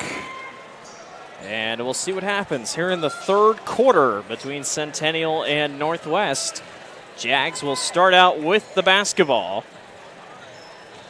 as they're going to file out the marching or the pep band on the other side of the gym, so you lose a little bit of volume in here. Had a fun halftime show and everything. Here we go. Joey Waukee going to work his way down low, turn around, rims out. You think it was said in the halftime locker room, let's penetrate and get a couple more baskets down low. Yeah, I think that's certainly the game plan for both of these teams. And Waukee coming up just a bit shy, and that's what you like out of him. He's someone that can start from the top of the key or along the perimeter and begin with that post up, and probably want to see more of that because you know he's going to cash in on it. Coe's baseline won't go, almost got knocked away. They'll take the miss. Northwest, out of their 17 points, 15 of them are three-pointers. And speaking of three-pointer, Chase Shuddy knocks down his second three-pointer of the night, and the lead is 6 for the Jags. Another assist for Luke Winkle, just unselfish as he may have had an opening there in the lane, but he saw Shuddy was open and knocks down the corner tray. Maverick Inman with it here, hasn't been afraid to shoot it, has a good stroke to it. Davis on the low post, trying to work on Shuddy, bodies his way down low, off glass, can't quite find it. I mean, you're going against one of the state's top tight ends. You can't just body him out of the way that easy. Luke Winkle, a long three, a little long. And a foul is called on Joey Waukee. Oh, and Bob Fontana not really happy with the call, but I think it's the right one. Just a little too much contact by Waukee, but you love the effort. You love the hustle to be able to try to chase down that long miss. And now if you're Waukee Northwest, where points have been at a premium, you really just need to see if you can work high-low action. Got a blocking foul on number 2, Connor Welsh. You know, I thought for a second they were going to call travel on Luke Hart, and then I would have said, well, he slipped, because he did, in fact, slip just a little bit. Is it possible the officials are even thinking of the floor, and they're like, you know, all right, if somebody slips, give him a little bit of leeway. Grant Tigas off a screen, didn't have enough space to shoot it. Plenty of time on the shot clock. Maverick Inman gets wide open for 3. It's off back iron, won't go. Little concerning, Hunter, that, you know, all but 2 have been three-pointers. Yeah, you have to, again, just try as best as you can to find seams within the Centennial defense. Nice move, Luke Winkle up and under. Boy, he was just kind of toying with him a little bit and finally put it in off glass. Just so crafty, and just the way that he can manipulate the defender with the head fakes and ball fakes. That's how he can then get a nice touch off the glass. We're going to have a timeout here on the floor. Centennial will get a break. Northwest takes the full. We'll be back. You're watching the Central Iowa Sports Network. When you need to conquer the drifts on your property, get the job done your way. The Western Defender Compact Snowplow. All the professional grade features in just the right size for your mid-sized pickup or SUV. Easy to attach and easy to use. Get the performance to plow like this and finish like this. Western, more jobs done faster. Visit Truck Equipment Inc. today at truckequipmentinc.com. Welcome back to the Central Iowa Sports Network. 25-17, Centennial leads over Northwest. There's an upset in West Des Moines. Valley is taken down on the road by Ankeny. The Hawks go to West Des Moines Valley and take down Valley 76-72. That's a Valley team that just crushed Waukee the other night, played their best basketball, and Ankeny really starting to heat up. Got a win over Centennial, goes on the road, gets a win against Valley. And the thing is, Hunter, Valley, in a way, still in the same position they were as last year, where it's not a bad thing. They just kind of flew under the radar, lost a couple games, and then they got to the state tournament, and then they figured it out. But I don't know, it's just kind of, the CIML is just so everywhere this year. It's just been so up and down, and that's what's made it really fun to watch and why it's hard to get those back-to-back wins. Waukee all the way, strong take off glass.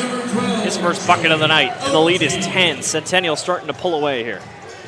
Well, Waukee attacking the glass, continuing to show that confidence. Add that to its game, and it's tough for Waukee Northwest to stop defensively. Davis turning around. Floater won't go. He's having a tough time tonight. Still yet to find the bottom of the basket. This reminds me of the Valley game I called here when Valley lost to Centennial. They just couldn't hit anything. And Centennial eventually started making shots. Welsh down low gets fouled. There we got the hoop with the harm, and now you're starting to see a concerted effort for Ankeny Centennial to really attack the Wolves. They're at the glass, just patiently being able to find that opening in the back end of what's mostly been a man-to-man defense for the Wolves here tonight. And Welsh has just been on the money at the line here, and so have Ankeny Centennial off to a 8-0 run here to start the second half. Welsh is 4 for 4 at the charity stripe tonight. And he'll try his luck here one more time. The official looked like he was confused why nobody was standing at the free throw line, but technically you don't have to put anybody at the line if you don't want to. Goes 1 of 2 from the line, and the lead is 11 for the Jags. Centennial doing a good job rotating on defense.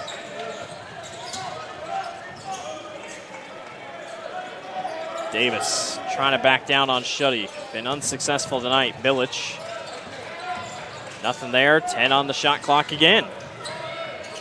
Coes back outside to Hart. 4 seconds. Hart, no time. Fade away at the horn. Won't go. Everybody kind of stared at it, and they get the ball back. Centennial does.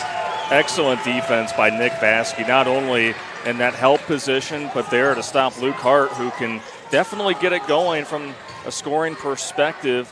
One of the top scorers for Waukee Northwest. Just great individual effort there from Vasky. Comfortable 11-point lead here for Centennial. Northwest looking for anything. They still have not scored here in the half, as we got a foul called on a wraparound by Vasky to get around to the paint, if you will. And for Northwest, this is about the quarter that Centennial had in the first. Yeah, past the halfway point and still searching for its first basket of the second half. Trying to get Davis going, but tough matchup down low. He'll turn and fade and miss. Just can't quite find it. And that's just where the youth factor, I think, really starts to kick in for Landon Davis. Just has to know to back that out there when you're in that position. Winkle thought about going up against Maverick there. Instead, they go down low to Waukee. Joey spinning, blocked by Davis. So a little bit of revenge on the other side. They go all the way down the floor. Grant Tigas for 3, rims out. Luke Hart not going to go, and a clear push foul on Landon Davis. Davis has been working really hard, got the first offensive rebound, but yeah, a clear shove from behind. And I'll tell you, these are the kind of games that are going to make you better, you know, as a young player going through the grind of the CIML, and he's going to go take a seat, and we're going to see Colin Rice come back in, but you know, you're going to have those kind of moments, and he's going to be a fun player to watch in the future, but going up against a veteran, especially front court for Ankeny Centennial, he's kind of learned the hard way on both ends of the floor not to force things. Winkle high off a screen for 3, and it goes. 3. He's got 17 tonight. Well, it's always nice when a guy like Chase Shuddy can set you a screen. It doesn't take much real estate at all for Winkle to let one fly and bury yet another 3 tonight. Colin Rice tried to go down low. Instead, they force it to Tigas. Not going to go off front iron, and that's how tonight's gone for Northwest. Just cold. Absolutely cold. 2:12 remaining here in the quarter, and Northwest still doesn't have a point in the half.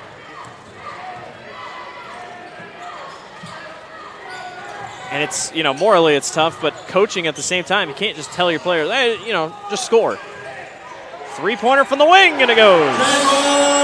Chase Shuddy. It is all going right for the Jaguars. 34-17, and it is a 14-0 run to start the quarter. We'll be back. You're watching the Central Iowa Sports Network. Ever have one of those awkward moments when a business disappointed you? You got ripped off? Didn't get what you expected? The Better Business Bureau can help you avoid these uncomfortable situations. BBB accredited businesses are honest, ethical, and reviewed annually by the BBB. Don't experience another awkward moment with a bad business. Trust the ones that operate with integrity. Look for the BBB seal. It's the sign of a better business. And find a better business anytime at bbb.org. Welcome back to the north side of Ankeny here at Ankeny Centennial. Jags on top of Waukee Northwest 34-17. Hunter, it's all going right for the Jags. And a little bit of three-point shooting, too, by Chase Shuddy. Chase Shuddy and Luke Finkel have combined for several assist to buckets tonight. And, boy, it's just been a complete contrast when you look at the Waukee Northwest side, still looking at the same number of points that they had at halftime, a 14-0 third quarter up to this point for Ankeny Centennial. And we talked about how good this team is at home, and you just figured at some point they were going to get things going offensively and, give them credit defensively as well. They have made things difficult right from the start for the Wolves. 14-0 is your score here in the third quarter. The Wolves have still not scored a basket. Luke Hart wanted to shoot a three, didn't take it. Billich underneath the basket. He'll turn and gets the and one. What a night for Sandro Billich. Coming off the bench, he's got 8, and he'll go to the line to try to get 9. He just really is the spark. Seeing him knock down a pair of threes in the first half and getting the hoop with the harm as well. Been really impressed with just his overall game, and clearly he's a guy that you bring in and he's going to score. He is going to try to lift you back up, and so good night thus far for him. He's the only guy that's scored more than one basket for Northwest. Chase Shuddy misses everything, a little long on his three-point attempt, and here come the Wolves trying to put a run together. Billich misses his target, trying to go outside to Tigas and was a little too fast. And in games like this, where it felt like momentum might shift just a little bit, quiets right back down. Yeah, just when you thought you were going to try to put back-to-back possessions together with points. Right idea for Billich, but just not on the same page there. See if the Jaguars can get something together offensively. We're going to get a reach-in foul here on Waukee Northwest. A foul on Luke Hart. If you are curious, this is the same crew from our girls' game, if you didn't know. Just kind of one of those nights, I suppose. Long pass, Tigas knocks it out of bounds.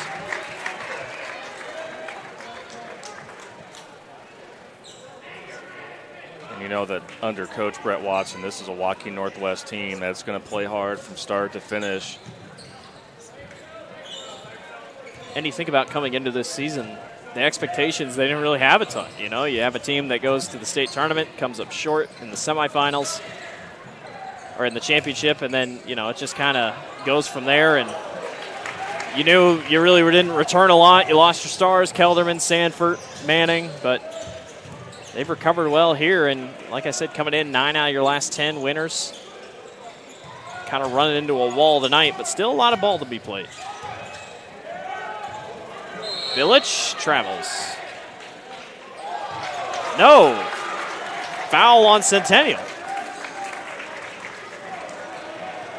This may be a bit of a makeup call here. And where'd you see it? I didn't even. I thought clearly it was going to be a turnover.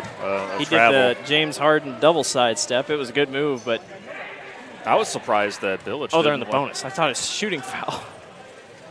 I thought that Billich was going to let his first attempt go because he's normally someone that just does not hesitate. So, yeah, in the bonus here with just under 25 seconds to go in the third, this is where Waukee Northwest can really try to claw its way back into this one by taking advantage of these trips to the line. Maverick Inman knocks down his first. He'll knock down his second. Becomes the second Waukee Northwest player to score more than once now. And the lead is back down to 12. But shot clock is dead here for the Wolves. For the Jags. Here comes the double by Billick. They have fouls to give. That's what they're thinking about doing. Three-pointer from the corner won't go. Rebound taken away. 3 seconds. Inman, 1 second, puts it up at the horn, and it won't go. Just off a little too strong. We're going to the fourth. Don't go away. Northwest trying to put something together. 34-22, Centennial on top.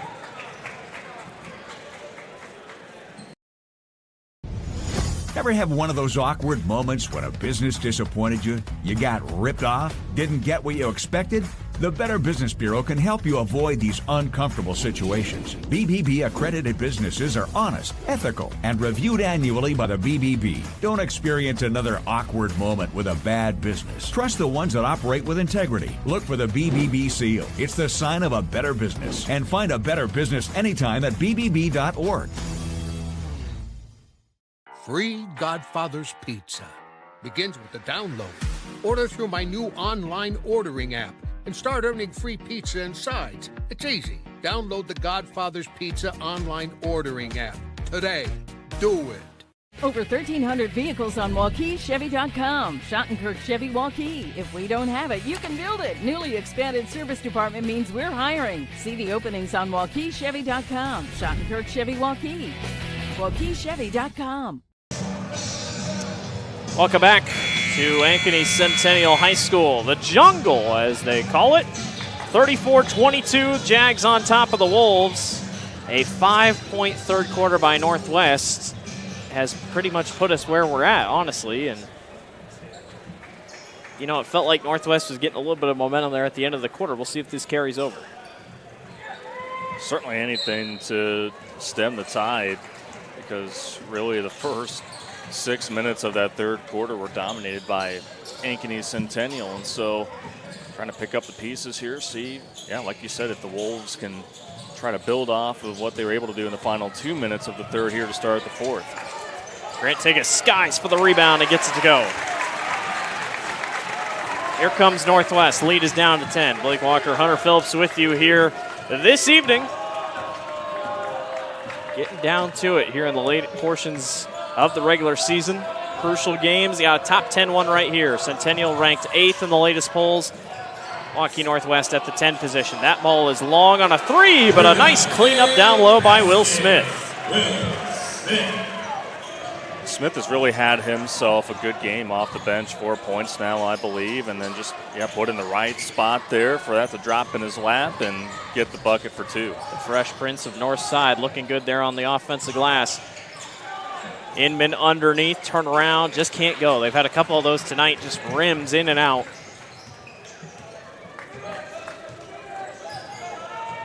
Well, you know, Blake, it's tough to, again, just stay true to your principles offensively when just one empty trip after another, and that's when you start to really hurry things up, which has really not been Waukee Northwest this season. Winkle, tough floater goes. And you could definitely tell there were a couple times in that third quarter Waukee Northwest had open threes. They just didn't want to take them. If you see the ball not go in enough times, it can really hurt your state of mind. Village gets stripped, ball's on the floor. Everybody's hitting the floor, and they somehow get a foul out of that. Let's see, I think it's on Northwest. And it's on Sandra Village.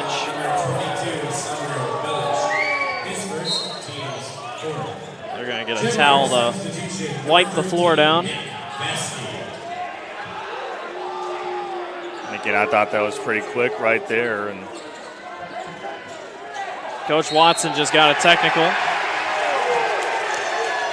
Said the magic words, and it's just been a frustrating night all the way around for He Waukee pointed Northwest. at the official, made it a little personal, and I think if I read his lips, it was something about all night.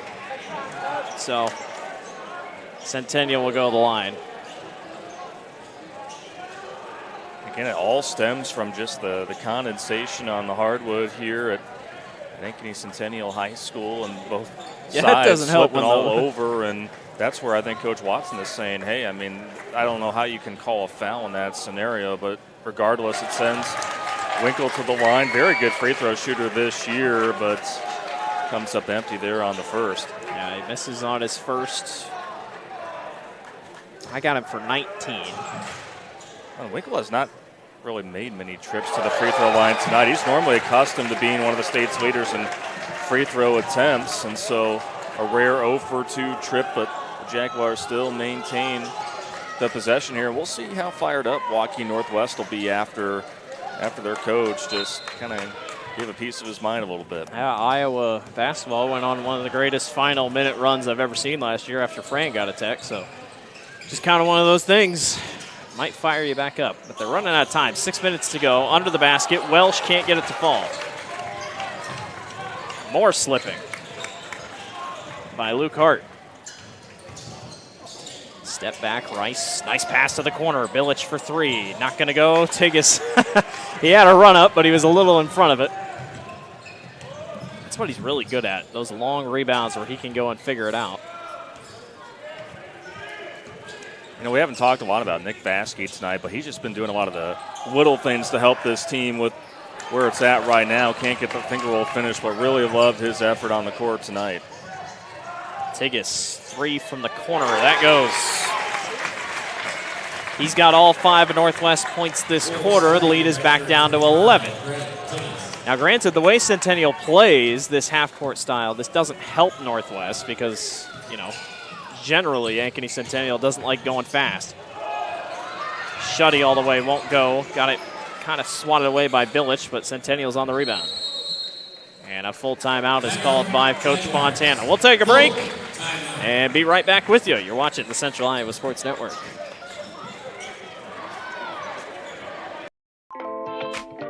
Hi, this is Chris from Fireplace Superstore, and if this year is anything like last year, folks are going to be coming in early to get things for their houses. What you need is a high-efficient gas insert from Heat & Glow. Come in now and beat the rush, and Heat & Glow will help you out with some special promotions on gas inserts. We'll be doing up to $200 off on our gas metal inserts to retrofit into your drafty old wood fireplace. Come early, beat the rush. Fireplace Superstore, 109th and Douglas in Urbandale. Welcome back to Ankeny Centennial High School. The Jags lead Northwest by 11. Coach Fontana, though, calling the timeout, probably for good reason. Northwest trying to put a couple things together here.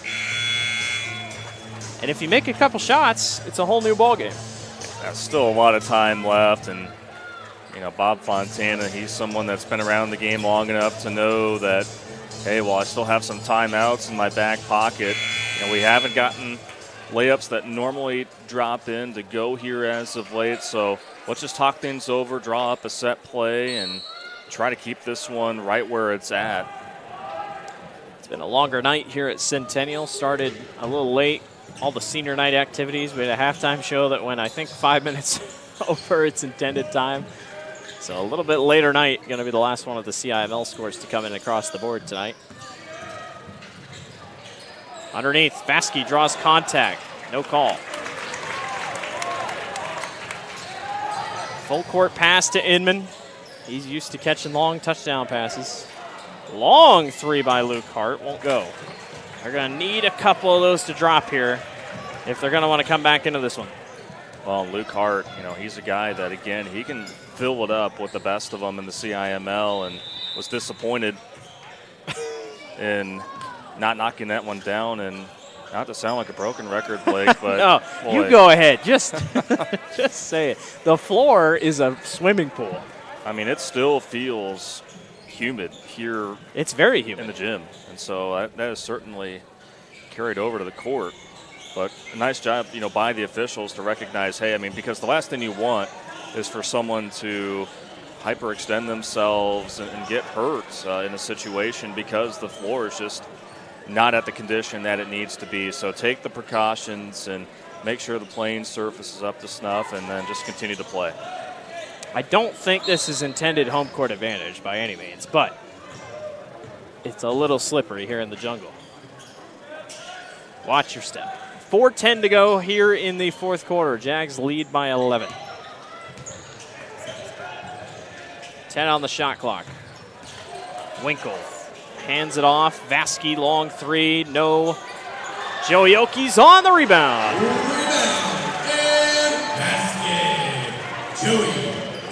While Luke Winkle and Chase Shuddy are going to get headlines tonight, Davis, he can make threes, but not that time.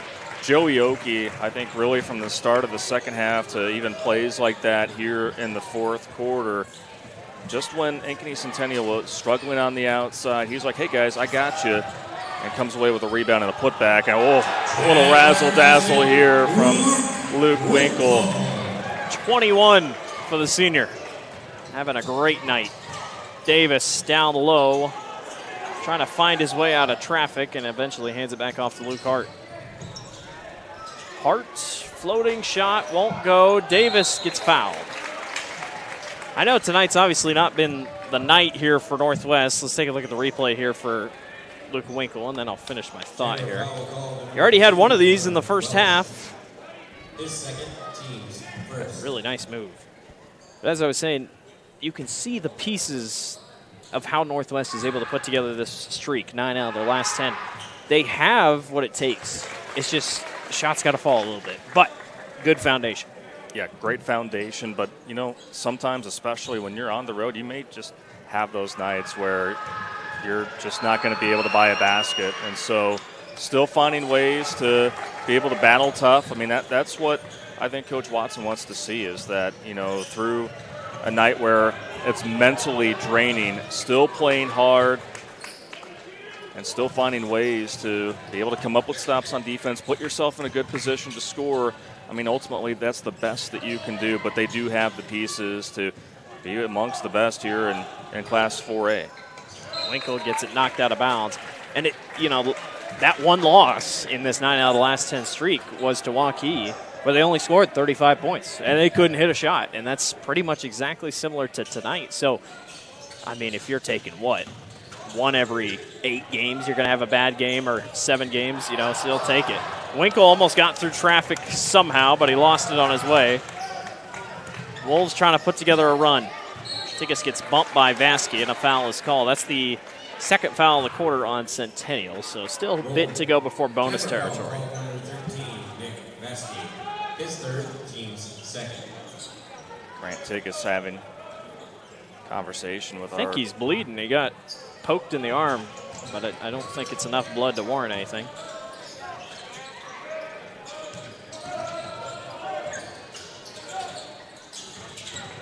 Long possession still for Northwest. Tigas up and under move, just can't find it. Davis is on the glass and he travels.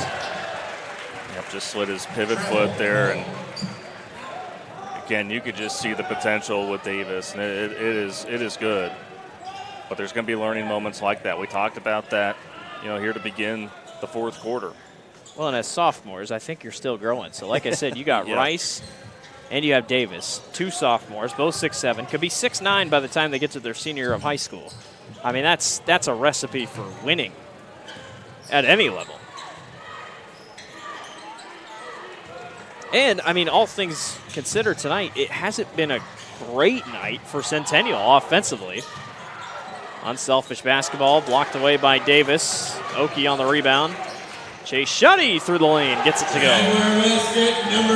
And once again, that's Oakey right there. Easily could have just put his head down and went to the other end of the floor on defense. A little hard collision there. Tough fall for Luke Hart, and he's able to get up. But, going back to Oakey, I mean, he could have easily just been displeased and went back to the other way. But no, he kept fighting for the ball and then was able to find a backdoor cutting teammate to get the finish. And we talked about that at half. It was going to take those extra effort kind of plays for one of these teams. And, in the end, Ankeny Centennial just able to take advantage of just the majority of them. We do not have a towel counter tonight, but I feel like we should, as they'll go out and clean the floor once again. So, Luke Hart will go to the line after the tough fall, and he misses his first. Yeah, if you're walking Northwest, just want to wash this one away. And knowing that you still have some regular season play left. I mean, no better way to do that than to obviously learn from what didn't go your way tonight and ultimately just get yourself ready to go for the home stretch here of this regular season. But let's not forget, like, just not to interrupt you there, but you know, it took over 5 minutes for Ankeny Centennial to score here in this ball game. 9-9 ball game in the first quarter. Both of these teams had to dig deep. You knew that something was going to have to give, and the Jaguars ultimately, with strong defense, doing enough to overpower, I think, a spry, young, really, to me, an intriguing Waukee Northwest team as we start to move, again, further into February. Well, it's home sweet home the rest of the way for Ankeny Centennial. They do not have a road game the rest of the year. Tomorrow they will take on Dowling Catholic in what I assume is a makeup game at 4 o'clock. And then next week, Winterset comes to Down. The Huskies upset number 3 ADM this past week. ADM was the number 3 team in Class 3A. And then they get Johnston to finish out the regular season. So we'll see what happens the rest of the way for the Jags. And for Waukee Northwest, they will get, where am I at? One more. Get a couple days off, and they will take on Des Moines Lincoln as a 14-point game. The Wolves are fouling here. Now, granted, Jags haven't been great from the line tonight by any means.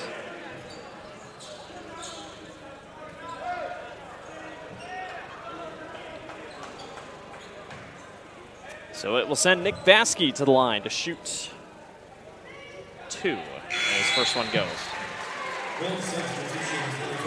Vasky's someone that can really be that secondary scorer in the backcourt along with Luke Winkle, but I think he made really his biggest impact on the defensive end, especially against, you know, pretty good backcourt in Waukee Northwest, and being able to shut down players like Luke Hart. Not easy to do through 4 quarters of play, and he's one of the big reasons why really stymied the Wolves throughout the course of the game thus far. Rice got it knocked out of his hands. Somehow that was Nick Vasky's first points of the night. Luke Winkle leads all scorers with 21 tonight here for Centennial. As it looks like, see if Northwest tries to foul. There's another one. Grant Tigas again.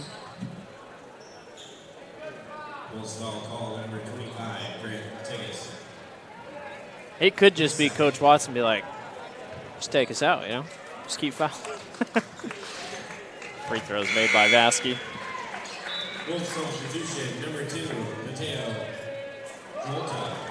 Grant Tigas checks out. Mateo Zalota will check in for the Wolves. Centennial will move to 14-5 on the season. Northwest will drop to 13-8. And we got a substitution. One more sub coming in. That's Cade Hoffmeyer.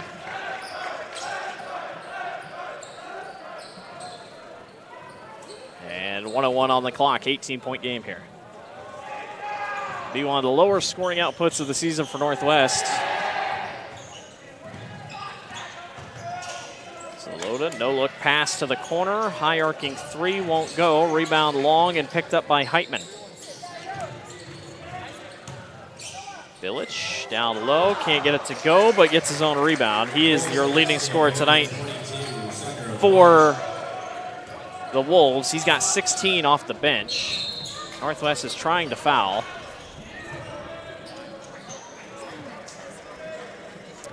Again, you get some of these guys that are coming in off the bench and just trying to, you know, make a play, and, you know, you want to see what they're capable of, you know, given the opportunity.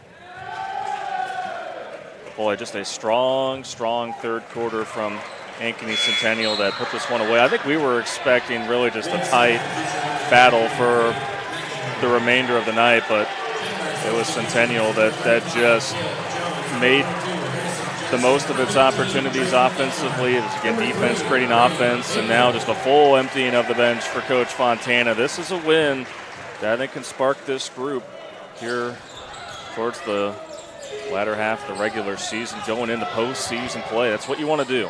It's a good bounce back after the tough loss to Ankeny. So Lotto goes right back outside.